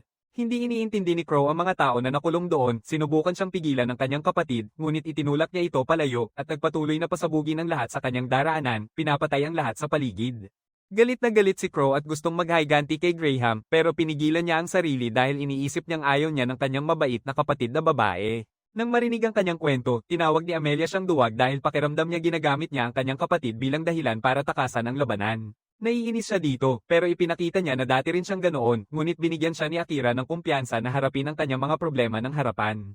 Crow ay hindi na makinig pa sa kanyang pagpapanggap at sinabihan niya itong umalis na. Sa kabilang banda, pumunta si Akira sa dungeon at natuklasan na limitado ang pasukan ayon sa ranggo ng adventurer, habang iniisip niyang magtago ng presensya para makalusot.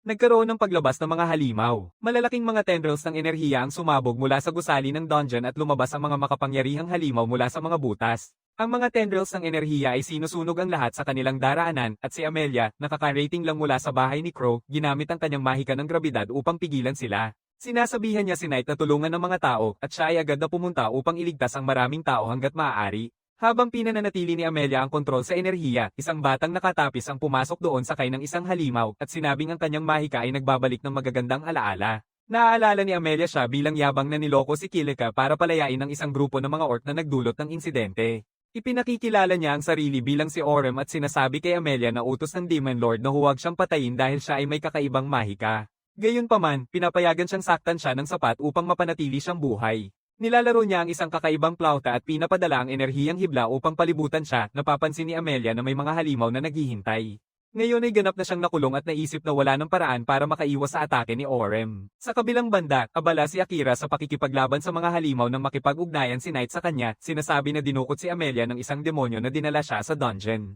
Agad na tumakbo si Akira papunta sa dungeon, ngunit sobrang dami ng mga monster sa daan at nakaharang din ang asul na enerhiya. Kinuha niya ang isang espada mula sa kamay ng patay na lalaki at nagsimulang maghanap ng mga monster, ngunit hindi iyon ang pinakamabilis na paraan.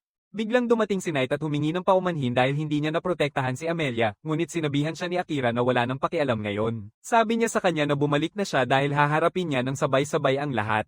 Agad na lumipad palayo si Knight at saka inilabas ni Akira ang kanyang anino upang lusubin ang lahat ng mga halimaw at ang bughaw na enerhiya ng sabay-sabay. Nararamdaman niyang napupuno siya ng galit at iniisip na naging napakahalaga na sa kanya si Amelia kaya nararamdaman niya ang ganitong matinding emosyon. Nangako siyang ililigtas siya sa kahit anong paraan, ngunit nang matapos niyang lusubin ang lahat gamit ang kanyang shadow magic, nawalan siya ng malay matapos gumamit ng sobrang enerhiya. Nanunood si Knight ng lahat mula sa langit at pagkalaglag ni Akira, agad siyang tumakbo sa kanyang tabi.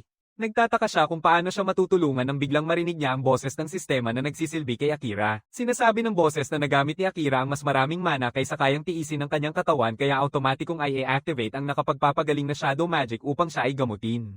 Mabilis na tinatakpan ng mga anino si Akira at saka nagsisimulang magliwanag ang kanyang katawan habang ginagamit ng shadow magic ang nakapong mana para ayusin ang kanyang katawan. Tanging nakatitig na lang si Knight sa nangyari ng may paghanga at gulat, hindi maunawaan ang nangyari. Pagkatapos ng isang araw, nagising si Akira nang biglaan at nagtatanong kay Knight nasaan siya ngayon. Ibinunyag ni Knight na dinala niya si Akira sa bahay ni Crow matapos siyang mapaurong at makita ang paglubog ng araw. Tinanong ni Akira kung nakatulog siya ng 5 oras. Sinasabi ni Knight na nakatulog siya ng 1 araw at 5 oras na maintindihan dahil ginamit niya ng sobra ang mana niya. Sinasabi niya kay Akira na sa kabutihang palad, kusang nag-activate ang kanyang shadow magic at ginamo siya dahil kung hindi, malamang mamamatay siya. Tinanong niya kung ano talaga ang shadow magic at sinagot ni Akira na wala siyang ideya. Sabi niya, hindi na mahalaga ngayon dahil may mas malaking bagay na kailangang alalahanin. Agad siyang bumaba kung saan naghihintay si Crow. Nagpasalamat si Akira sa kanya sa pagpapahiram ng kama at humiling na isama na rin ito sa bayarin. Tinanong ni Crow kung saan siya pupunta at sinagot ni Akira na kailangan niyang iligtas si Amelia sa lalong madaling panahon. Sabi ng goth na panday na lampas na isang araw at maaaring nadala na si Amelia sa kontinente ng mga demon. Sasabihin ni Akira na pasusukan niya ang kastilyo ng Demon Lord pero pinapayuhan siya ni Crow na magpakatino muna.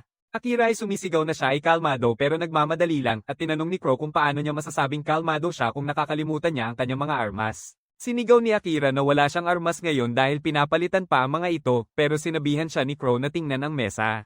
Pinuto niya ang espada ni Akira at ginawa nitong dalawang maikling tibak dahil mas angkop ito para sa isang mamamatay tao. Pinagtuunan din niya ng pansin ang mga hilaw na materyales at gasto sa pagpapaayos nito dahil ito ay isang emergency, ngunit hiningi niya kay Akira na bayaran niya agad kapag kayanan niya. Tinitingnan ni Akira ang mga tibak at nagpapasalamat kay Crow na may dalang isa pang regalo para sa kanya. Ibinabato niya ang isang singsing sa kanya, sinasabing ang pangalawa o pangatlong bayani ang gumawa nito. May nakasulat na mga salita sa singsing na nagsasabing, mamumuno ako sa iyo saan man. Nagulat si Crow na nababasa ito ni Akira at sumagot siya na ito ay ang wika ng kanyang mundo. Tinanong niya kung ano ang ginagawa ng singsing at sinabi ni Crow na tinutulungan nito ang suot nito na mahanap ang kanilang hinahanap. Pagkarinig ni Akira nito, isinusuot niya ang singsing at pinapagana ang mga kapangyarihan nito. Ang singsing ay naglalabas ng laser pointer na nakatutok sa dungeon at sinasabi ni Crow kay Akira na maswerte siya na hindi pa nadadala ng mga demonyo si Amelia sa Demon Realm. Agad na isinusuot ni Akira ang kanyang kagamitan at tumatakbo papunta sa dungeon, nakasakay sa likod ni Knight na nagsasabing huwag siyang maging pasaway tulad noong nakaraang araw. Sang-ayon si Akira, sinasabi na hindi niya dapat minadali ang pagsugal ng buhay niya dahil maaaring namatay si Knight kasama niya. Sabi ni Knight na hindi siya nag-aalala para sa sarili niya at ayaw lang niyang masaktan si Akira. Samantala, si Amelia ay nasa loob ng dungeon, pagod at sugatan. Ang demonyong si Orem ay nakikipag-usap sa kanya ng masaya, sinasabi na maayos ang takbo ng mga bagay sa ngayon. Ibinunyag niya na may spell ang mga demonyo para kontrolin ang mga halimaw pero interesado siya kung paano ito nakakaapekto sa mga tao at iba pang uri. Pinapadala niya ang isang lumilipad na centipede kay Amelia, sinasabi na salamat sa kanya, natuklasan niya na ang kanyang espesyal na spell ay hindi makokontrol ang mga duwende, pero kaya nitong pabagalin sila. Inilalaban niya ang kanyang lakas upang itanong sa kanya kung bakit siya niya pinananatili sa bilangguan. Sagot ni Orem na tanging mga demonyo na nasa ikalawang antas o mas mataas pa ang kayang gumamit ng teleportation magic pero sa kasamaang palad, isa lamang siyang demonyo sa ikatlong antas na hindi makakagawa yun. Kaya nga naghihintay siya na dumating ang kanyang boss dito at dalhin sila sa kontinente ng mga demonyo gamit ang kanyang salamangka ng teleportasyon. Hindi niya alam kung kailan darating ang kanyang boss pero hindi rin siya nagmamadali dahil nag-enjoy siya makipag-usap kay Amelia. Sinabi niya sa kanya na magtanong lang ng anumang nais niyang malaman at sasagutin niya ng tapat. Kumpiyansa siya na kahit pa si Akira ang dumating bago ang kanyang boss at sabihin kay Amelia ang lahat, hindi niya ito malalampasan. Pero sinisiguro niya na hindi siya masasaktan sa proseso dahil kailangan niyang dalhin siya sa Demon Lord sa pinakamagandang kalagayan. Sa parehong oras, hinahanap ni Akira si Amelia at patuloy na itinuturo ng singsing ang direksyon papunta sa dungeon. Nagpasya siyang magmadali nang dumating ang isang wizard na nakatago ang mukha na humihiling sa kanya na tuparin ang hiling nito. Naalala ni Akira siya bilang isang stalker na sumusunod sa kanila at nang hilingin ng mabalahibong wizard na isama siya para mailigtas si Amelia, niyakap niya siya sa kwelyo. Sabi niya sa babae na ipakita kung paano niya nalaman tungkol kay Amelia at kung nakikita niya itong mapanganib, papatayin niya ito agad. Sinasabi niya sa kanya na gamit niya ang skill na scent tracker at ginamit niya ito para sundan si Amelia hanggang sa mawala ito sa loob ng dungeon. Ginamit din niya ang kasanayan upang malaman na papunta si Akira sa dungeon at ngayon ay nais niyang tulungan siya. Maaaring mapatunayan ni Knight na hindi nagsisinungaling ang babae kaya binaba ni Akira siya at tinanong kung bakit gusto niyang sumama sa kanya. Una niyang ipinakilala ang sarili bilang Leia, ang unang prinsesa ng bansa ng mga hayop sa Europe. May impormasyon siyang nakuha na target ng Demon Lord si Amelia kaya pumunta siya dito para ipaalam ito kay Amelia at kay Akira. Pero inisip niya na hindi maniniwala si Akira sa isang estranghero nang walang patunay, kaya nagpasya siyang sundan siya hanggang sa umatake ang mga demonyo kahapon. Hindi pa rin siya ganap na nagtitiwala sa kanya, kaya ginamit ni Akira ang kanyang kasanayan na paningin sa mundo sa kanya at natuklasan na totoo ang kanyang sinasabi. Tinanong niya kung ano ang ginagawa ng kanyang kasanayan na barrier ng espiritu at nagpanik si Leia. Tinanong niya kung paano niya nalaman ang tungkol sa kanyang mga kakayahan, ngunit sinabihan siya ni Akira na sagutin na lang ang tanong niya. Sinasabi niya na ang mga karaniwang barrier ay pwedeng gamitin para ayusin ang mga espasyo, pero ang kanyang spirit barrier ay pwedeng ilapat sa mga gumagalaw na target. Tinanong ni Akira kung magagamit niya ito sa mga tao rin, at sumang-ayon si Leia. Sabi niya kay Akira na magiging malaking tulong ang kakayahan niya sa kanya. Pagkatapos ay ibinunyag niya na ang Demon Lord ay naghahanap ng magic ng muling pagkabuhay ni Amelia at hindi nila maaaring hayaan siyang makuha ito. Nagulat si Akira sa balitang ito at agad na sumakay sa likod ni Knight, sinabihan si Leia na sumakay na rin. Knight tinanong kung sigurado siyang mapagkakatiwalaan nila ang babae at sinagot ni Akira na kailangan nila ang kanyang kapangyarihan para mailigtas si Amelia at wala na silang ibang pagpipilian sa ngayon. Sa kabilang banda, nalaman din ni Amelia ang plano ng Demon Lord at labis siyang nagulat dito. Tinanong niya si Orem kung bakit gugustuhin ng Demon Lord ang kanyang resurrection magic kapag halos walang kamatayan ng mga demonyo at sobrang hirap silang patayin. Sang-ayon si Orem sa kanya dahil hindi niya nakikita ang halaga sa magic ng muling pagkabuhay. Sinasabi niya na hindi ito maaaring gamitin kung matagal nang patay ang target at mayroon pang matagal na cooldown bukod pa doon. Paano niya nalalaman ang ganito kalalim ang kaalaman tungkol dito? Tanong ni Amelia at sinasabi ni Orem na alam lang niya ito. Sinasabi niya na kapag namatay si Akira sa kanyang kamay sa lalong madaling panahon, hindi niya ito iligtas gamit ang kanyang spell na muling pagkabuhay dahil kakagamit lang niya nito sa sarili niya. Masaya niyang pinag-uusapan kung gaano kakaiyak si Amelia kapag nakita niyang namatay si Akira at umaasa siyang mas marami pa ang luha niya kaysa kay Kilika nang mamatay si Liam dahil sa kanya. Sa kabilang banda, nasa daan pa rin si Akira papunta sa dungeon. Pakiramdam niya ay nakita na niya si Leia noon nung siya ay bagong naipatawag at tinatanong niya siya kung ano ang ginagawa niya doon. Sinimula ni Leia ang kanyang kwento mula sa simula, sinasabi na dati siyang isang ordinaryong dalagang taga-baryo, ngunit isang araw isang itim na slime ang lumitaw doon at nilamon ang kanyang pamilya at ang kanilang baryo. Tiyak siyang may nagbago sa slime na iyon gamit ang bawal na mahika at pinalaya ito sa kanyang nayon at ngayon ay nasa misyon siyang hanapin sila. Naisip ni Akira na ang slime na sumaklat kay Amelia ay dapat pareho rin. Nang ipahayag ni Leia na siya lang ang nakaligtas sa kanilang baryo, inampon siya ng royal family dahil sa kanyang bihirang kakayahan at naging prinsesa siya. Gamit niya ang kanyang kapangyarihan para pag-aralan ang insidente at natuklasan niyang may kaugnayan ito sa bansang nagpasuman kina Akira at iba pa. Sabi niya na maraming tao at hayop na nawawala kamakailan lang at ginamit bilang sakripisyo sa ritual ng pagtawag. Sigurado si Leia na kabilang sa mga sakripisyo ang kanyang nawawalang pamilya at iyon ang dahilan kung bakit nais niyang tingnan ng mabuti ang bayani na inalay ang kanilang mga buhay. Sabi ni Akira na isa rin siya sa mga taong tinawag mula sa ibang mundo pero wala siyang sama ng loob kay Leia. Iniibig lamang niya ang hari at ang prinsesa na nasa likod nito at ipinapakita ni Akira na may matinding sama siya ng loob sa kanila. Tinatanggihan niyang paniwalaan na tinawag sila ng hari para labanan ang pagsalakay ng Demon Lord at sinasabi ni Knight na tama siya. Sinasabi niya na hindi sinubukan ng mga demonyo na salakayin ng ibang bansa sa nakalipas na siglo at lahat ay nagkakaroon lang ng maling akala na sila ay isang masamang lahi na nais lang ng karahasan. Sa sandaling iyon, narating nila ang pasukan ng dungeon at pagpasok nila, sinabihan ni Knight si Akira na kailangan nilang pabagsakin ng isang tiyak na bilang ng mga halimaw upang malinis ang bawat palapag. Ito ang batas na itinakda ng unang Demon Lord na lumikha ng lahat ng mga dungeon at walang paraan upang lampasan ito. Sasabihin ni Akira na kung gagawin ito ng normal, aabutin ito ng maraming oras, kaya gagamit siya ng Anino Magic para mapabilis ito. Sasabi ni Knight na mapapagod na sila bago pa man nila marating ang demonyo sa ganitong paraan, pero sinasabi ni Akira na wala na silang ibang pagpipilian. Sabi ng kabalyero na may isa pa siyang paraan para harapin ang sitwasyon. Plano niyang alagaan ang mga maliliit na halimaw habang si Akira ay mag-iingat ng lakas para sa malaking laban. Gayunpaman, hindi siya sigurado kung mananatili siyang kontrolado kapag nasanay na siya sa laban. Natakot siyang baka mapinsala niya ang kanyang master kung siya ay magwawala, ngunit tiniyak ni Akira na sisiguraduhin niyang hindi mangyayari iyon. Hiningi niya kay Knight na tulungan siya at agad siyang nagbago sa kanyang 3 ulo na anyo, nililinis ang mga hukbo ng mga halimaw gamit ang kanyang apoy habang tumatakbo sa mga pasilyo ng dungeon. Nagsisimula siyang mawala ng kontrol at bumabangga sa mga pader. Sinasabihan siya ni Akira na kontrolin ang sarili niya at naririnig niya ang boses ni Akira na para bang siya ay naglalangoy sa isang malawak na dagat. Mas lalo siyang gama ng pakiramdam nang marinig ang boses ni Akira at hiniling niya sa kanya na ipagpatuloy ang pagtawag sa kanyang pangalan dahil makakatulong iyon upang mapanatili niya ang kontrol sa sarili. Sa tingin ni Akira ay medyo kainahinala iyon pero pumayag siya at patuloy na nakikipag-usap kay Knight para mapanatili niyang kontrol ang sarili niya. Habang bumababa sila sa dungeon, tinanong ni Akira si Knight kung bakit galit ang ibang uri sa mga demonyo. Ibinunyag ni Knight na ito ay dahil sa unang Demon Lord. Medyo mainit siya dahil pinilit siya ng ibang lahi na pumunta sa walang buhay na kontinente at sinalakay ang kanilang mga bansa. Dahil dito, naging simbolo siya ng sukdulang kasamaan at naniniwala ang mga tao na tanging ang bayani lang ang makakapigil sa isang taong kasing delikado niya. Ang kabalyero ay patuloy na nagwawalis sa harap niya ng mga halimaw habang sinasabi kay Akira na karamihan sa mga puno ng Diablo ay hindi pa sumubok na umatake sa tao pero ilang henerasyon na ang nakalipas, isang hanggal na gustong magpasikat ang pumatay sa asawa ng puno ng Diablo.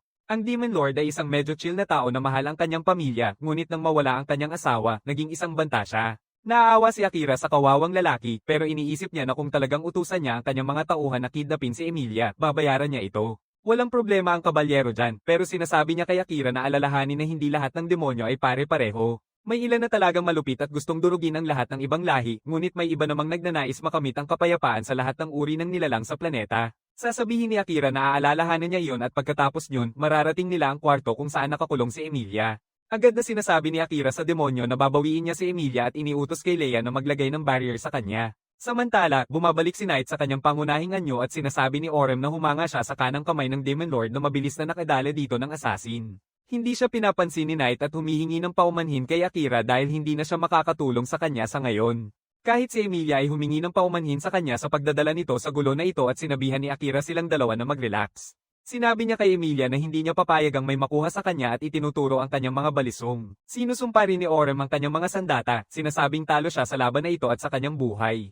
Pinapaalala ni Knight na utos ng Demon Lord na dalhin si Akira sa kanya, ngunit sagot ni Orem na ang tanging utos niya ay buhay na maibalik si Emilia.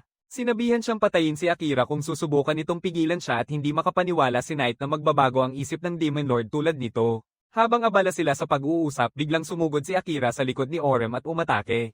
Madaling naipagtanggol ng demonyo ang kanyang sipa at tumugon sa pamamagitan ng pagpapalawig ng kanyang sibat at pag-ukit sa kanyang binti. Patuloy na walang awa si Akira sa pag-atake, ngunit walang isang salpok niya ang nakakalusot sa depensa ni Orem na tinitingnan ng laban bilang isang biro. Nakapagpapinsala siya kay Akira ng paulit-ulit ngunit nagpa siyang tapusin agad ang laban dahil hindi ito kasing saya ng inaasahan niya. Sasabihin ni Akira na siya ang magwawakas ng laban at pinapagana niya ang kanyang shadow magic. Ang mga anino ay pumupunta sa mga lugar kung saan dumaloy ang kanyang dugo at ginamit ni Akira ang isang espesyal na kakayahan upang magpatawag ng mga anino na hayop gamit ang kanyang dugo. Lahat ay nagulat nang makita ito at nahihirapan si Orem na harapin ang mga anino na hayop na sumasalakay sa kanya mula sa lahat ng panig. Habang abala siya sa pagharap sa mga anino na lobo, nilalakad ni Akira siya at sinaksak ang kanyang braso at binti, dahilan upang mapatombe niya ang kanyang sandata. Gayunpaman, sobrang pagod na rin si Akira ngayon at mas marami pang lihim si Orem sa kanyang bulsa. Pinatutugtog niya ang kanyang nakakatakot na plauta, tinatawag ang mga halimaw na kanyang utos upang labanan para sa kanya. Nababahala si Akira nang makita ito dahil naka-cooldown pa ang shadow magic niya at hindi niya alam kung paano siya poprotektahan. Sinasalubong ng mga halimaw ang kanilang huling sipa upang wasakin siya ng sabay-sabay, ngunit ginamit ni Leia ang lahat ng kanyang lakas upang makalikha ng malaking harang sa paligid ni Akira bago siya tuluyang mapagod. Unang sinisip-sip ng barrier ang mga atake ng mga halimaw at nang subukan nilang lumipat sa pakikipaglaban ng mano-mano, nire-reflect nito ang kanilang mga atake pabalik sa kanila, pinaputok ang kanilang mga ulo ng malinis. Agad yun, nilalakad ni Amelia si Akira, sinasabi na makakagalaw na siya ngayon dahil napahina na si Orem. Nagtatago siya sa likod niya at sinasabi ni Orem na nadidismaya siya sa sarili niya.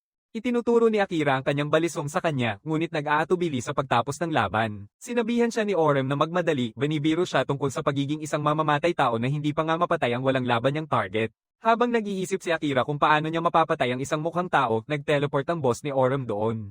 Hindi siya masaya na natalo si Orem, pero ngayon natatakot na si Akira at ang kanyang mga kaibigan dahil alam nilang hindi nila kayang talunin ang isang ikalawang antas na demonyo. Sabi ng kabalyero kay Akira na huwag makipaglaban sa ulo ng demonyo at pumayag siya, sinabing hindi siya gagawa ng mga mapanganib na hakbang. Samantala, nilalagay ng Nerd Demon si Orem sa isang mahiwagang bola at itinapon siya sa gilid, sinasabing magpahinga na siya dahil hindi na siya pwedeng makipaglaban ngayon. Pagkatapos ay nilalakad niya palapit kay Akira at gumamit ng isang spell na agad na sumaire sa barrier sa paligid niya.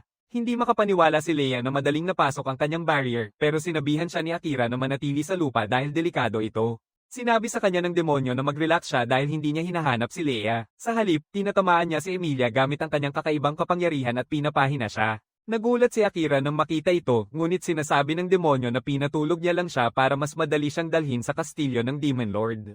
Galit na galit si Akira at binibigyan ng matinding titig ang demonyo, ngunit sa halip, tinutokso siya nito na umatake kung kaya niya. Gayunpaman, sa kabila ng kanyang galit, alam ni Akira na mapapahamak niya ang kanyang sarili at ang lahat kung susubukan niyang makipaglaban sa demonyo. Nais niyang iligtas si Emilia mula sa panganib, ngunit handa na rin ang demonyo.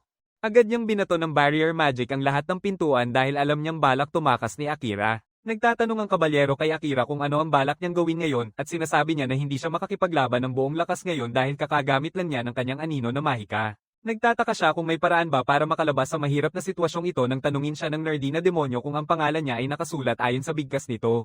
Naiisip ni Akira na tanging isang hapon lang ang makakapagtanong niyan at agad namang pinagtitibay ng demonyo ang kanyang mga pagdududa. Ibinunyag niya na siya rin ay tinawag sa mundong ito mula sa Earth kahit na sa ibang paraan kaysa kay Akira. Ipinakikilala niya ang sarili bilang mihiro at hindi maintindihan ni Akira kung paano maaaring nasa panig ng mga demonyo ang isang tao. Hindi na siya nag-abala na ibigay sa kanya ang mga sagot at idineklara niyang papatayin niya si Akira at dadalhin si Emilia kasama niya.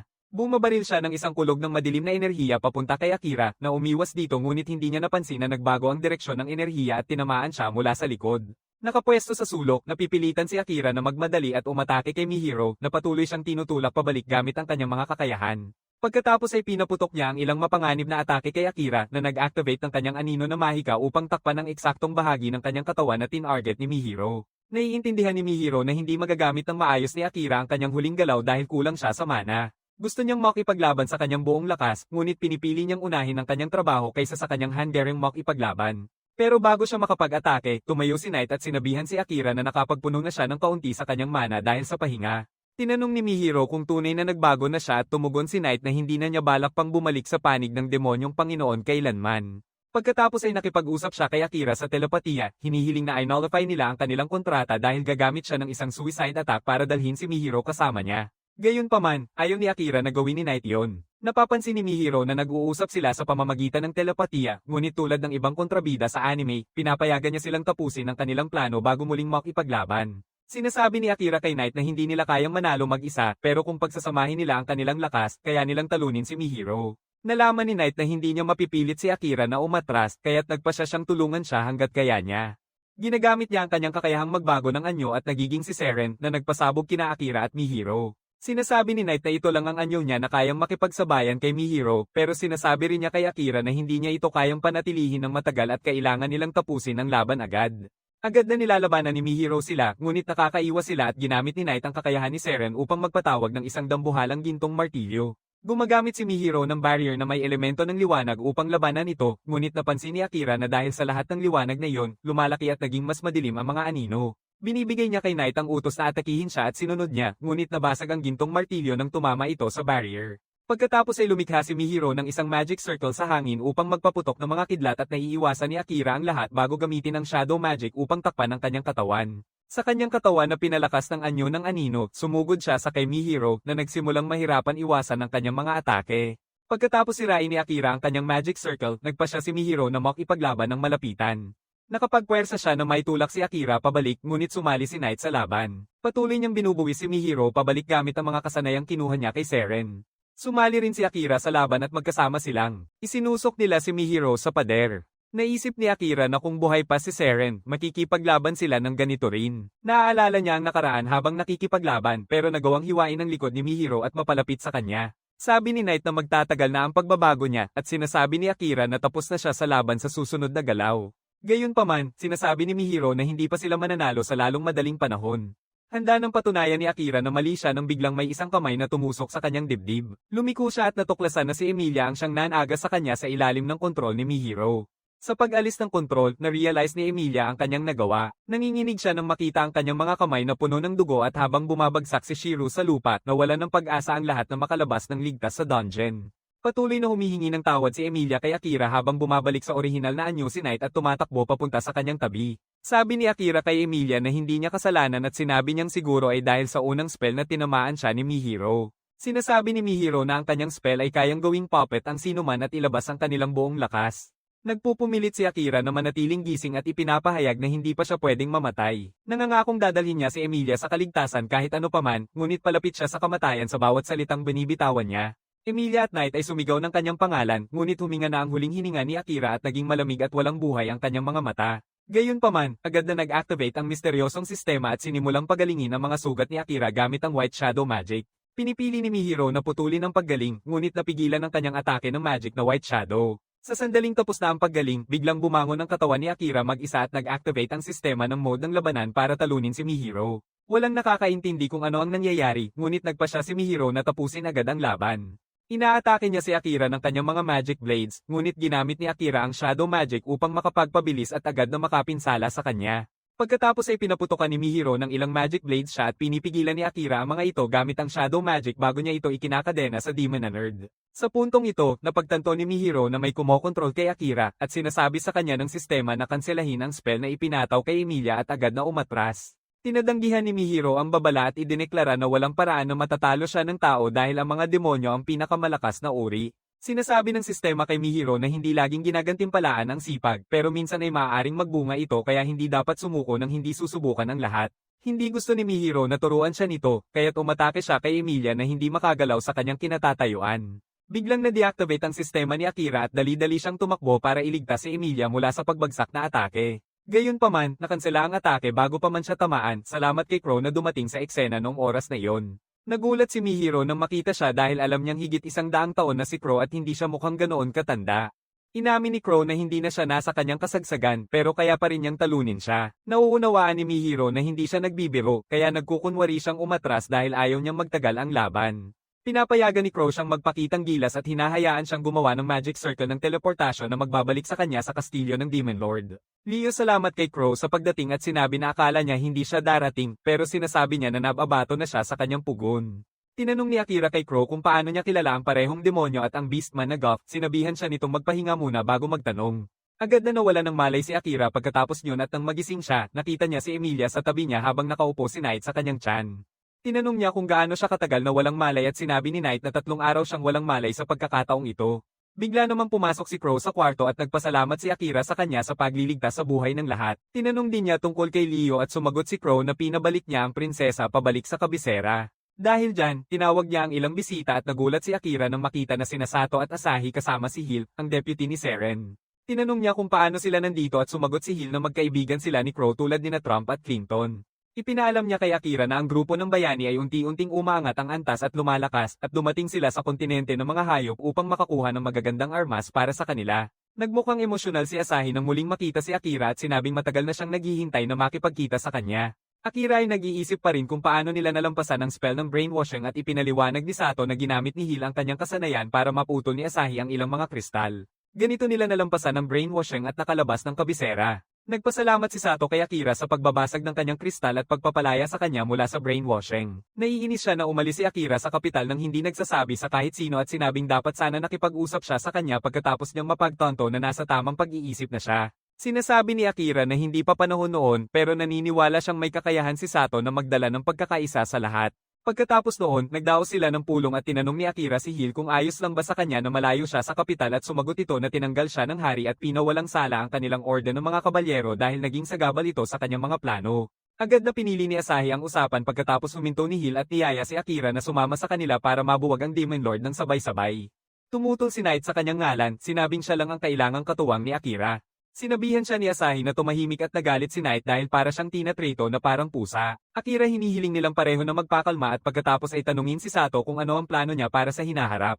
Sato ay sumagot na nais niyang talunin ng Demon Lord at tumawa si Knight sa ideya. Isang babae mula sa grupo ni Sato ang nainis kay Knight dahil palagi siyang nagbibiro ng ganito. Akira ay humihingi kay Knight na bigyan sila ng privacy dahil kailangan niyang makipag-usap sa kanyang mga kaibigan at ang itim na pusa ay pumasok sa lungsod. Tinanong ni Akira ang mga kaibigan niya kung bakit nila gustong talunin ang demonyong Panginoon at sinabi nila na magbibigay ito sa kanila ng pagkakataon na makipagnegosyo sa hari. Sa palagay nila, kung makipagnegosyo sila sa hari para mapabalik sila, kailangan nila ang tulong ni Akira dahil siya ang pinakamalakas sa kanila. Sinasabi ni Akira na hindi gagana ang plano nila dahil hindi nila mapagkakatiwalaan ang hari at ang prinsesa na gumagamit ng sumpa para kontrolin ang mga tao.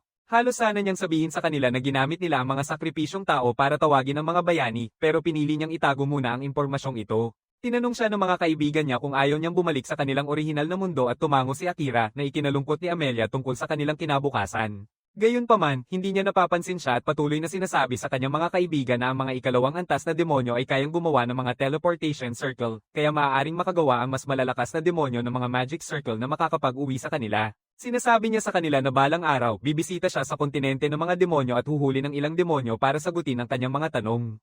Pero hanggang sa panahong iyon, may iba pa siyang plano. Tinanong ni Asahi kung matutulungan siya nila sa kanyang mga plano, ngunit tumanggi si Akira, sinabing hindi pa sila sapat ang lakas. Sinasabi niya na ang pagtutulungan nila ay magiging malaking hadlang sa kanya dahil pakiramdam niya ay nagbabantay siya sa kanila buong oras. Patuloy niyang sinasabi na ang kanyang paraan ang pinakamabisang paraan para makauwi, ngunit sobra siyang naiinis ni Amelia kaya umalis siya sa kwarto. Napansin lang ni Akira siya ngayon at nagpasya siyang habulin siya habang si Hill ay umalis na para kausapin si Crow. Pagkatapos, nag-iisa na lang sina Sato at ang iba, nagsimula silang magreklamo sa ugali ni Akira. Akala ng mga babae na sobra siyang nagmamayabang at bastos dahil mas malakas siya sa kanila, pero alam ng mga lalaki na kailangan nilang patunayan ang kanilang halaga kay Akira para mapasama siya sa kanilang grupo. Samantala, hinahanap ni Akira si Amelia na nakatitig sa dagat mula sa isang bangin at dahan-dahan siyang lumalapit sa kanya. Sinasabi niya na akala niya tinanggap na niya na aalis siya balang araw pero hindi niya maisip ang araw na wala na siya. Sabi niya na nung tinusok niya ang kanyang kamay sa kanyang katawan, naramdaman niyang magwawala siya sa sobrang guilt. Pero ngayon, medyo masaya siya na nasaksak niya siya. Sinasabi niya na kapag bumalik si Akira sa kanyang mundo, makakalimutan niya siya, pero ngayon, lagi niyang dadalhin ang peklat na ibinigay niya sa kanya. Tinanong niya si Akira kung masama ba siyang tao sa pag-iisip ng ganito, at ang sagot niya ay wala siyang tamang salita upang sagutin siya. Sinasabi niya kay Amelia na napakahalaga niya sa kanya, pero iniisip niya na hindi niya iisipin ang parehong bagay kapag bumalik na siya sa kanyang normal na buhay. Seryosong tinanggap ni Akira ang kanyang mga salita at inabot ang kanyang tibak, ibinigay ito sa kanya. Sabi niya na sa kanyang mundo, ang mga magkasintahan ay nagsusuot ng singsing sa daliri ng singsing upang aipanggako ang kanilang buhay sa isa't isa. Hindi maintindihan ni Amelia ang kanyang ginagawa hanggang sa maghiwa si Akira sa kanyang kaliwang daliri. Inamin niya ang kanyang pagmamahal sa kanya at ipinahayag na handa siyang magdulot ng peklat sa kanyang sarili para sa kanya at umiiyak si Amelia habang niyayakap siya. Sinasabi niya na mahal niya siya kaysa sa akala niya at gumagawa si Akira ng hiwa sa paligid ng kanyang daliri sa singsing bilang tanda ng pangakong mamahalin nila hanggang sa kanilang kamatayan. Sa bahay, nag-iisip si Asahi at ang iba kung paano nila mapapaniwala si Akira na karapat-dapat silang sumama sa kanya. Isang batang lalaki biglang naalala ang isang usap-usapan na narinig niya sa guild at ipinaliwanag na may ginaganap na festival sa isang kalapit na syudad ngayon at may paligsahan silang ginaganap doon bawat taon. Sa kabila nito, palaging nawawala ang nananalo sa torneo pagkatapos nito at may usap-usapan na dinadakip sila at ibinibenta sa black market. Lahat ay nagkaroon ng parehong ideya nang marinig ito. Naniniwala sila na kung malulutas nila ang kaso at mahuhuli ang salarin sa likod nito, mapapansin sila ni Akira at hindi na niya ituturing na pabigat sila. Kinabukasan, lahat ay pumunta para anyayahan si Akira at ang kanyang grupo na sumama sa kanila sa pagpunta sa pista. Sinasabi lang nila sa kanya na gusto ng mga babae na bisitahin ang pista, kaya naisip nilang anyayahan si Amelia rin. Tinanong lang ni Amelia kung magkakaroon ba ng mga stall ng pagkain at nang pumayag ang mga babae, masaya siyang sasama. Pagdating nila sa lungsod, sabik na sinabi ni Amelia kay Akira na sa tingin niya, ang gantimpala sa patimpalak ng kagandahan ay pagkain. Nasasabik siyang makilahok dito at nagsimulang amuyin ni Akira na may hindi tama sa buong sitwasyon. Bigla, nakakita sila ng isang customer na nagrereklamo sa receptionist tungkol sa rasismo. Nagpa siya si Akira na alamin kung ano ang nangyayari at natuklasan na ang babae ay isang demonyo at siya ay galit dahil hindi bukas ang paligsahan sa kagandahan habang labis na nagulat si Akira na makita ang isang demonyo na kumikilos ng malaya sa publiko. Ngunit napagtanto ni Knight kung sino talaga ang demonyang babae. Ipinakikilala niya ang sarili kay Akira bilang si Lady at nagulat siya dahil wala siyang nararamdamang galit o presyon mula sa kanya. Biglang yamakap si Lady sa kanya at humihingi ng tulong, ngunit sa pagkakataong iyon ay lumapit si Amelia at pinaghihiwalay sila. Pagkatapos niyan, sinabihan ng receptionist si Amelia na magpakita ng patunay ng pagkakakilanlan kung nais niyang sumali sa paligsahan ng kagandahan. Ibinibigay ni Amelia ang kanyang pangalan at nagulat ang receptionist nang makita na siya ang prinsesa ng mga engkanto. Nilakad ng receptionist na irehistro ang pangalan niya at bumalik si Amelia kay Akira at pinagsabihan siya tungkol sa panliligaw sa ibang babae habang ipinangako lang niya na mananatili siya sa piling niya magpakailan pa man. Lady humihingi ng tawad sa paglikha ng hindi pagkakaunawaan sa pagitan nila at pagkatapos ay bumalik sa receptionist, tinatanong kung bakit tanging mga demonyo lang ang ipinagbabawal sa paligsahan habang pinapayagan naman ng mga tao at elf. Habang nagrereklamo siya tungkol sa mga patakaran, patuloy na humihingi ng tawad si Akira kay Amelia na nagsasabi na ayos lang basta hindi siya magpapakita ng interes sa demonyang babae. Sabi ni Akira na hindi niya kailanman nililigawan at nagpa siya siyang makialam sa pagtatalo ni Lady at ng receptionist. Hiniling niya sa receptionist na payagan si Lady na sumali sa paligsahan at kung gagawin niya ang anumang nakakatawang bagay, siya ang bahala sa kanya. Nagpasalamat si Lady sa pagtulong niya at kahit ang receptionist ay nagpa siya ring payagan siyang sumali sa paligsahan dahil ang kasama ng prinsesa ang responsable. Bigla namang napansin ni Lady si Knight at maingat siyang binati nito, sinabing tawagin na lang siyang Knight ngayon. Ngumiti si Lady nang malaman na may kontrata si Knight sa isang tao. Sa kabilang banda, nagulat si Akira nang makita na magkakilala sila, ngunit sinabing sasabihin niya ang lahat sa kanya mamaya. Samantala, nagkakasundo sina Lady at Amelia tungkol sa pagpunta sa pista ng magkasama. Sa palengke, nagsimula si Lady na manghikayat sa mga tao at hinihiling na bumoto sila para sa kanya sa paligsahan ng kagandahan. Nabibigla ang mga tao nang makita ang isang demonyong hayagang inilalantad ang kanilang pagkakakilanlan, pero hindi nag-alinlangan si Lady sa kabila noon. Binibigyan niya ng autograpo ang isang lalaki sa kanyang damit, sinasabi na isinulat niya ito sa script ng unang bayani. Lubos siyang na-impress sa kanyang kumpiyansa kaya tinanggap niya ang autograph at sinabi ni Lady sa lahat na mag-line para sa handshake at autograph. Ilan sa mga kaklase ni Akira na sobrang fan ang nagpa siya ring sumali sa pila at nagulat siya sa kakaibang asal ni Lady. Sabi ni Knight na talagang kakaiba si Lady at sinasabi ni Amelia na kahit na siya ay isang demonyo, hindi siya nagbibigay ng masamang pakiramdam. Habang iniisip ni Akira kung gaano kaiba rin si Amelia, napapansin niya na may ilang babae na nakatingin sa kanya at nagtatawanan. Lumiko siya sa kanila at ang mga babae ay tumakbo palayo na umiiyak, sinasabing tiningnan lang sila ng tahimik na asasin. Hindi maintindihan ni Akira kung talagang nakatingin sa kanya ang mga babae, at sinasabi ni Crow na naging sikat na si Akira matapos niyang magapi ang isang buong hukbo ng mga halimaw mag-isa sa harap ng dungeon. Sinasabi ni Akira na talagang kahanga-hanga ang ginawa niya bilang isang assassin, ngunit sinasabi ni Knight at Amelia na iyon ang nagpapaspecial sa kanya. Sinasabi ni Crow na may ilan ang nagsimula ng tawaging siyang madilim na assassin at ang tahimik na assassin. Bigla niyang naalala na binigyan siya ng guild ng dilaw na tag upang ipasa kay Akira matapos suriin ang kanyang mga ginawa noong atake ng demonyo kanina. Sabi niya na nagpa siya silang gumawa ng pagbubukod para sa kanyang kabayanihan at binigyan siya ng malaking promosyon nang hindi na naghihintay. Masaya si Amelia para kay Akira at sinasabi niyang magagamit niya ang dilaw na tag bilang patunay ng pagkakakilanlan. Nagseselo si Akira dahil nasa pilak na ranggo si Amelia na mas mataas sa kanya, pero sinasabi niya na mas malakas pa ang kapatid niya. Ipinagmamalaki niyang sinasabi kay Akira na si Kileka ay nasa ranggong ginto at iilan lamang ang may hawak ng gintong tag sa buong mundo. Nakikinig ang mga kaklase ni Akira at sinabihan siya na nasa dilaw din sila na ranggo at kung kailangan niya ng mga tip tungkol sa pagiging adventurer, dapat daw siyang magtanong sa kanila. Hindi interesado si Akira at sa pagkakataong yon may mga babae na tumawag kay Amelia para kumain ng merienda kasama nila. Dinadala rin ni Sato ang mga lalaki, sinasabing dapat nilang mag-isa at maglaro. Kapag nag-iisa na si Akira, inutusan niya si Knight na sundan si Amelia at tiyaking walang makalapit ng husto sa kanya. Agad na sumunod si Knight sa utos at nilakad papunta kay Amelia at agad namang nag-alisan ang mga tao nang makita ang itim na pusa. Nalaman ni Akira na kausap ni Amelia ang ilan sa kanyang mga kaklase at naisip niya kung kailan naging ganito kamalapit ang mga ito. Sagot ni Crow na 2 araw ang inubos nila para makarating sa lungsod na ito at siguro sapat na iyon para mag-bond ang mga babae. Tinanong ni Akira si Crow kung bakit siya sumama sa kanila dahil hindi siya mukhang tipo na mag-enjoy sa mga pista. Tinanong ni Crow kung alam niya na mayroon siyang nakababatang kapatid na babae at sumagot si Akira na natutunan niya ito mula kina Amelia at Knight. Sabi ni Crow na ang dahilan kung bakit hindi pa siya nagsusumamo ng paghihiganti sa pagkamatay ng kanyang kapatid ay hindi lang dahil ayaw niya nito, kundi dahil matanda na rin siya ngayon. Sabi ni Akira na hindi siya mukhang matanda at sinagot ni Crow na hindi nakikita ang pagtanda para sa karamihan ng mga hayop na tao. Sinasabi niya na matagal nang nawala ang kanyang lakas at ang taong pumatay sa kanyang kapatid ay palaging may malalakas na bodyguard. Pagkarinig niya na isang marangal na nagngangalang Gram ang salarin, naalala niya na iyon din ang pangalan ng utak sa likod ng mga pagdukot. Crow pagkatapos ay tinanong siya kung bakit sa palagay niya sinusubukan ng mga demonyo na kidnapin si Amelia sa sandaling pumasok siya sa bansang ito. Nagulat si Akira nang ipaliwanag ni Crow na marahil ay nagbebenta si Gram ng impormasyon sa mga demonyo dahil kaya niyang makakuha ng impormasyon tungkol sa sino mang pumasok at lumalabas sa lungsod. Galit na galit si Akira nang marinig na si Gram ang responsable sa pag-atake kay Amelia pero tinanong niya si Crow kung sigurado siya dito. Sinabi ni Crow na nakumpirma niya ang balita habang natutulog si Akira. Pagkatapos ay ipinakita niya na siya ang gumawa ng staff ni Lee at ang mahiwagang bato nito ay nag-resonate sa isa sa kanyang mga kasangkapan nang nasa panganib si Akira, kaya siya nakarating agad upang tulungan siya. Bakit mo binabanggit iyon ngayon? Malamig na sagot ni Crow na gusto niyang ilagay si Akira sa kanyang utang para makapag-request siya sa kanya. Nagulat si Akira sa hiling ni Crow, ngunit sinabihan niya itong magpahinga at magdesisyon sa sarili nitong oras. Bigla, dumating si Hill at sinabing malapit nang magsimula ang paligsahan ng kagandahan. Sasabihin niya lang ang pangalan niya sa mga organizer at bibigyan nila ang lahat ng magandang upuan para panoorin ang paligsahan, ayon sa kanyang salita.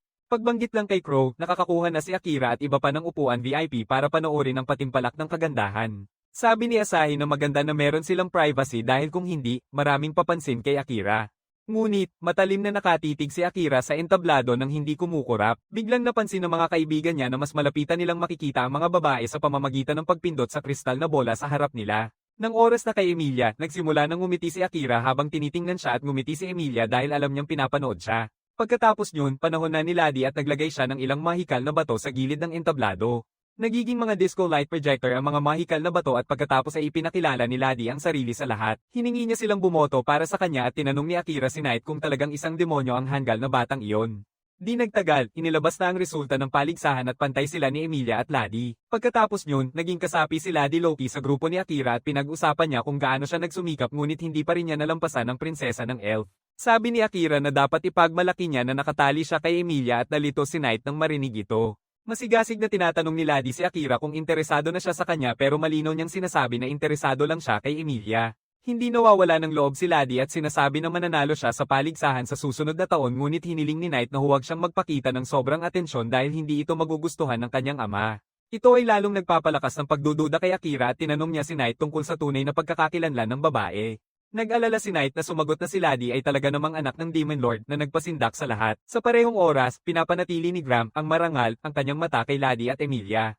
Sinasabihan niya ang kanyang mga kawal na walang dahilan para kumilos ngunit inuutusan silang bantayan ng mahigpit si Emilia. Masaya siya na nagkakaroon siya ng pagkakataon na gawin ang hindi nagawa ng mga demonyo at tiyak na makikinabang siya dito. Sa kabilang banda, ginagamit ni Akira ang kanyang mundo, isang kasanayan upang tingnan ang status window ni Laddie at natuklasan niyang tunay na sobrang taas ng kanyang mga stats. Sinasabi ni Emilia na palagi niyang alam na sobrang lakas ni Laddie mula pa noong una. Binabastos niya si Akira tungkol sa hindi paggamit ng kanyang mata sa mundo bago niya ito sinabi dahil may ilang tao na kayang pigilan ang kanilang mana at ginamit ni Laddie ang parehong paraan para itago ang kanyang tunay na lakas.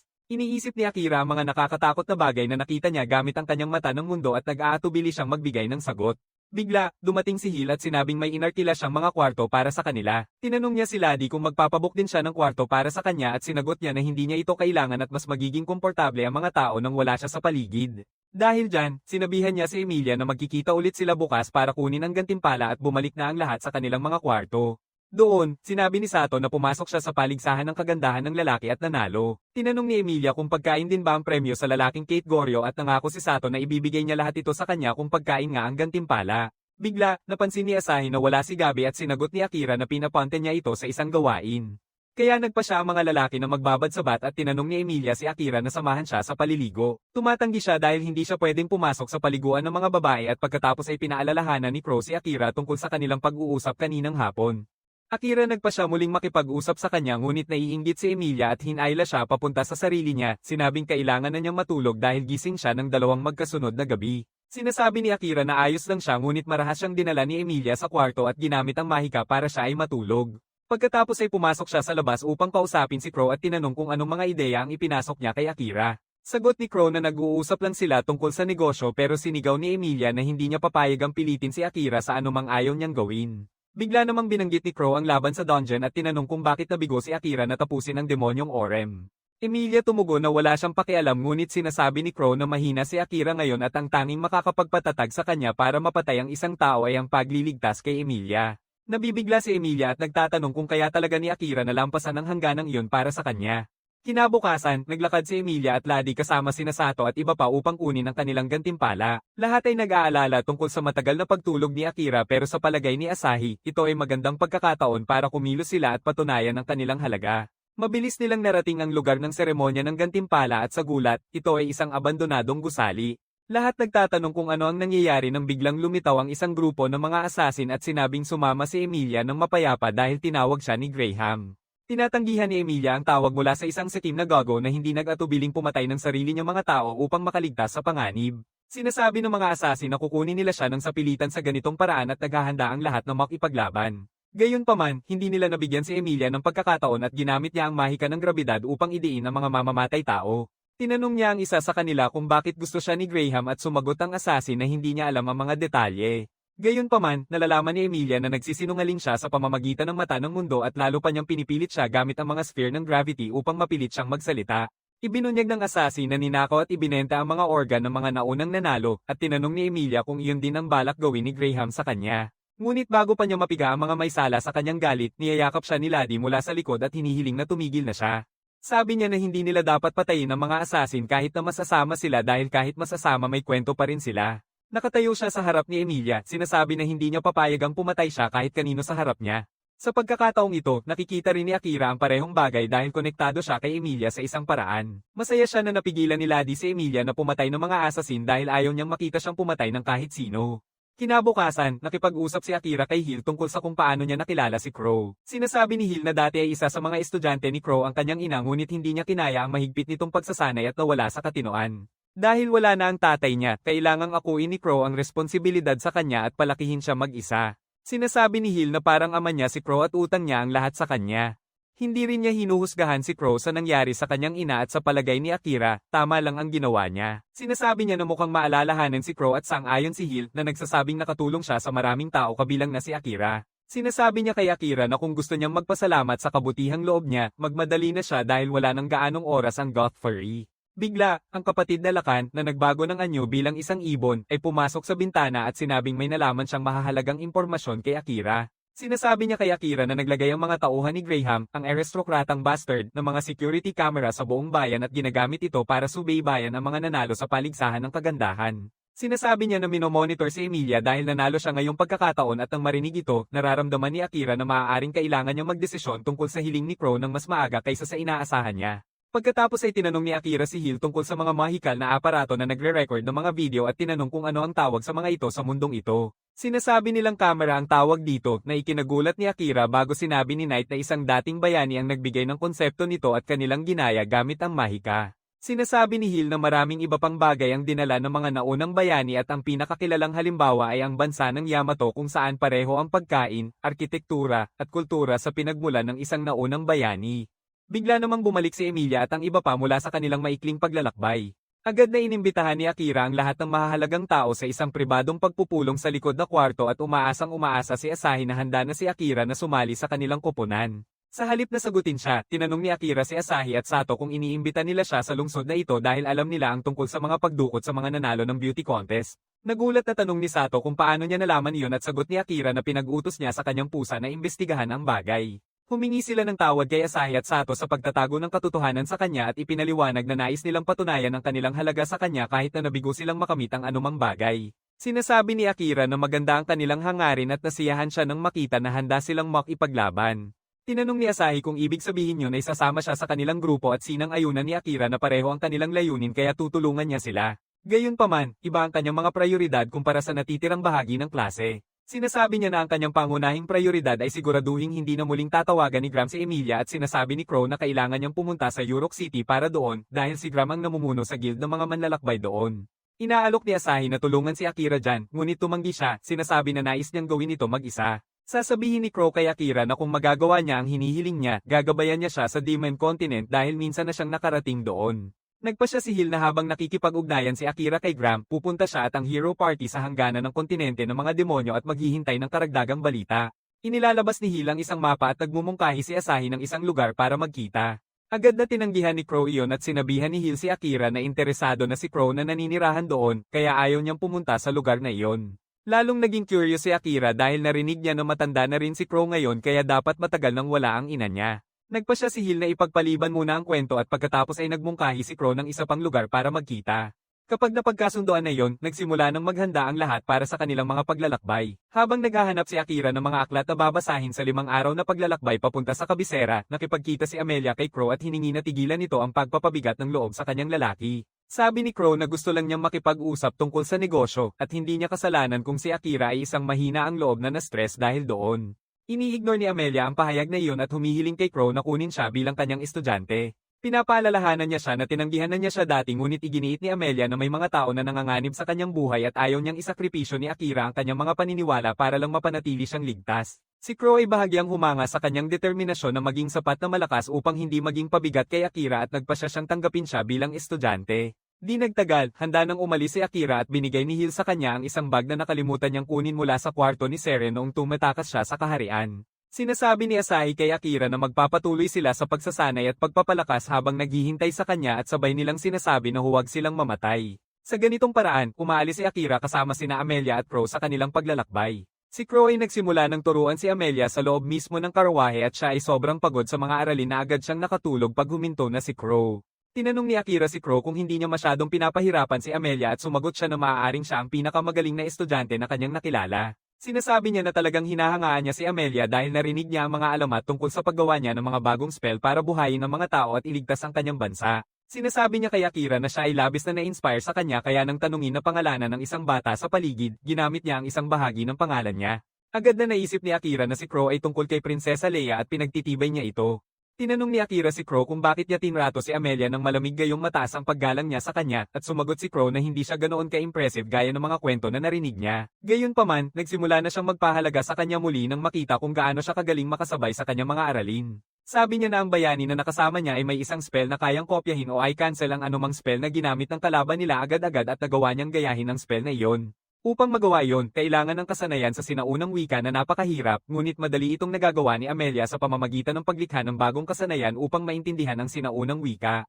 Sinasabi ni Akira na kahanga-hanga si Crow sa paggawa nito ng mano-mano, at sumagot siya na marami siyang oras. Ipinaliwanag niya na ang mga hayop-tao ay nabubuhay ng doble pa sa haba ng buhay ng tao at pagkatapos ay uminom ang kanyang ina ng isang kakaibang potion noong siya ay nagdadalang tao sa kanya na nagdoble pa sa kanyang habang buhay. Naiintindihan na ni Akira ngayon pero sinasabi ni Crow na ang mahabang buhay ay hindi gaanong nakatulong sa kanya at kung may paghihiganti lang niya ang kanyang kapatid, mamamatay siya ng payapa. Samantala, nag-isa si Knight upang imbestigahan ang guild ng mga adventurer at ang lokal na pamahalaan ayon sa utos ni Akira, ngunit nakasalubong niya si Laddie na naglalakad-lakad ng walang pakialam. Nang marinig niyang may iniimbestigahan si Knight, agad niya itong kinuha at sinabi na tutulungan niya ito. Sa kabilang banda, narating na ng grupo ni Akira ang lungsod ng Yurok, ang kabisera ng kaharian ng mga hayop. Sinasabi ni Crow kay Akira na mag-aayos siya ng isang ina at hinihiling niya kay Akira na dalhin si Amelia sa isang sightseeing. Sabi ni Akira na wala siyang alam tungkol sa lungsod at sinabing tinawag na ni Crow si Leia na malapit nang dumating dito. Inutusan niya si Akira na magkita sila sa malaking fountain sa gitna ng lungsod sa gabi at sinabihan siyang mag-enjoy sa kanyang libreng oras. Nagpa siya sina Akira at Amelia na mag-enjoy ng date bago dumating si Leia. Marami silang tinikman na pagkain at nagkaroon ng mga cute na sandali bago dumating ang prinsesa ng Beastfolk upang ipakita sa kanila ang paligid. Sinasamahan niya sila sa isang biyahe sa bangka, ipinaliwanag na ang paglalakbay sa ilog ang pinakamainam na paraan upang matutunan ang tungkol sa lungsod. Pagkatapos niyan, dinala ni Leia sila sa kaharian, ipinakita na ang kanyang ama, ang hari ng Yurok, ay nag-organisa ng isang opisyal na tanghalian upang salubungin ang prinsesa ng mga elfo. Sa daan, nagpapasalamat si Akira sa kanya sa pagpapanatili ng kanilang buhay noong nakaraang araw at pagkatapos ay tinanong kung ang kanyang kakayahan sa pagbawi ng barrier ay isang pagbabago mula sa spell ni Crow.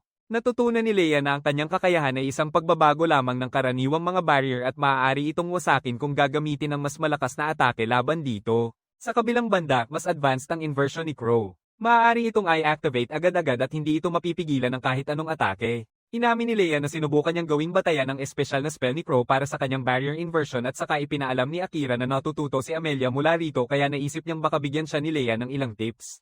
Nababalisa si Leia nang marinig na ipinapasa ni Crow ang kanyang spell ng inversion kay Amelia at sabi niya na kasing galing ni Akira si Crow. Sabi niya na sobrang astig niya nung ginamit niya ang shadow magic niya para talunin ang demonyo at hindi masabi ni Akira na hindi niya kontrolado ang kanyang kapangyarihan noong mga panahong iyon. Di nagtagal, narating sila sa trono at binabati ni Haring Beastfolk si Amelia at Akira. Matapos magpasalamat kay Amelia, pinasalamatan niya ito sa pagliligtas sa kanyang ampon na babae sa kulungan. Sinasabi ni Amelia na si Crow at si Akira ang nagsalba sa kanya at magpapasalamat na lang si Haring Crow mamaya. Pagkatapos ay lumingon siya kay Akira, sinasabi na mayroon siyang mahalagang gawain na tanging siya lang ang makakagawa gamit ang kanyang espesyal na kakayahan. Sasagutin ni Akira na iisipin niya ang tungkol sa trabaho pagkatapos marinig ang mga detalye at nagalit ang mga royal guard nang makita siyang makipag-usap ng walang pake sa hari. Gayunpaman, hindi ito alintana at sinabing kailangan niyang patayin ang isang tao at sa halip ay mapoprotektahan siya mula sa lahat sa bansa. Tumanggi si Akira na nagdulot ng pag-aalala sa hari. Tinaasa niya ang gantimpala, sinabing kailangan lang ni Akira na mapalaya si Gram sa anumang paraan. Ngayon ay si Akira na ang nabigla at nagtatanong kung bakit lahat ay gustong pumatay kay Gram. Ibinaba niya si Gram mula sa posisyon ng ministro, ngunit bilang pinuno ng guild ng mga manlalakbay, ginagamit niya ang kanyang mga mercenary upang magdulot ng kaguluhan sa kaharian. Gusto ng hari na mapanatili ang pangalan ng kanilang kaharian, pero sinasabi ni Akira na parang problema mo na iyon. Muling inalok ng hari ang buong proteksyon sa kanya sa kaharian, ngunit sinagot ni Akira na sapat na ang kanyang lakas upang protektahan ang sarili at hindi niya kailangan ng proteksyon mula sa mas mahina sa kanya. Muling ikinagalit nito ang Royal Knight Commander at inakusahan si Akira na hindi gaano kagaling tulad ng sinasabi ng mga chismis. Naiinis si Amelia sa ito at naghahanda ng makipaglaban sa komandante ng kabalyero, ngunit pinigilan siya ni Akira na nagsabing kung mapapatunayan niya ang kanyang kakayahan, mabilis ding malulutas ang lahat. Gusto rin ng Centaur ang ideya at humiling sa hari na payagan ng isang laban sa pagitan niya at ni Akira. Sa kabila ng pagtutol ni Leia, pinapayagan ng hari ang laban at nagtungo ang dalawang lalaki sa arena upang maglaban. Una niyang itinapon ni Akira ang kanyang kambal na blades kay Amelia at ito ay nagalit sa Centaur na akala niya ay minamaliit ni Akira siya. Pagkatapos magsimula ang laban, tumakbo siya papunta kay Akira mula sa gilid at nagtapon ng mga bato para mapa-atres siya. Madaling nakaligtas si Akira niyon at naiiwasan ng mabilis na atake ng Centaur bago niya tinali ang likurang binti nito gamit ang lubid. Hindi pa rin sapat upang mapigilan ng komandante ng kabalyero na sa halip ay hinayla si Akira papunta sa kanya. Tumataka si Akira sa mabigat niyang palakol at saka ginagamit ang gusali upang tumalon papunta sa Senador Tor at tapusin ang laban. Hinahati niya ang kanyang sandata at inilalagay ang isang kutsilyo sa kanyang lalamunan, nanalo sa laban sa isang iglap. Nalugod ang hari sa ginawa ni Amelia at sinabihan niya itong huwag nang sabihin kay Akira kung ano ang gagawin mula ngayon. Tinatanggap niya yon pero pagkatapos ay personal na inaatake niya si Amelia, tinatanong kung bobo ba siya na mahalin ang isang tao na mas maikli ang buhay kaysa sa kanya. Nanatili sa isipan ni Amelia ang kanyang mga salita at nanatili siyang malungkot kahit pa umalis siya at si Akira mula sa palasyo. Napapansin niya ang kanyang kalungkutan at tinatanong kung ayos lang siya at sinasabi ni Amelia na masaya siyang kasama siya dahil talaga namang kahanga-hanga siya. Nagpapasalamat siya sa pagpili nitong sumama sa kanya kaysa manatili sa kanyang pamilya at naluluha siya nang marinig iyon. Agad siyang niyayakap, sinasabi na kung mamatay siya, mamamatay din siya kasama niya. Pagkatapos nyun, narating ni Akira ang marangyang hotel na libre niyang nerserba dahil may malaking utang ang may-ari sa kanya. Sinasabi ni Amelia na dapat silang magpasaya sa kama bago kumain pero tumanggi siya dahil gusto niyang magbasa kaysa mag-enjoy kasama siya. Crow ay nagsabi na naaalala niya ang isang tao na may walang tigil na paghahanap ng kaalaman at sa huli ay nakilala bilang ang pantas. Tinanong ni Akira siya tungkol sa lalaking iyon at nang sabihin ni Crow na si Seren ito, nagulat siya. Ibinubunyag niya na malaki ang utang niya kay Seren at balak niyang maghiganti balang araw at sinasabi ni Crow na magagawa niya ito ng mabilis sa pagtanggap sa kanyang hiling. Tinanong ni Akira kung ano ang ibig sabihin niya at ipinakita ni Crow na ang mga assassin na ginamit ng hari para patayin si Seren ay ipinadala pala ni Graham. Ang narinig nito ay ang pinakamalaking gulat kay Akira at nagsimula siyang seryosong pag-isipan na tapusin ang buhay ni Graham gamit ang sariling kamay niya. Pero dito nagtatapos ang video na ito. Huwag kalimutang i-like at i-subscribe ang channel. Salamat sa panonood at magkita-kita tayo muli.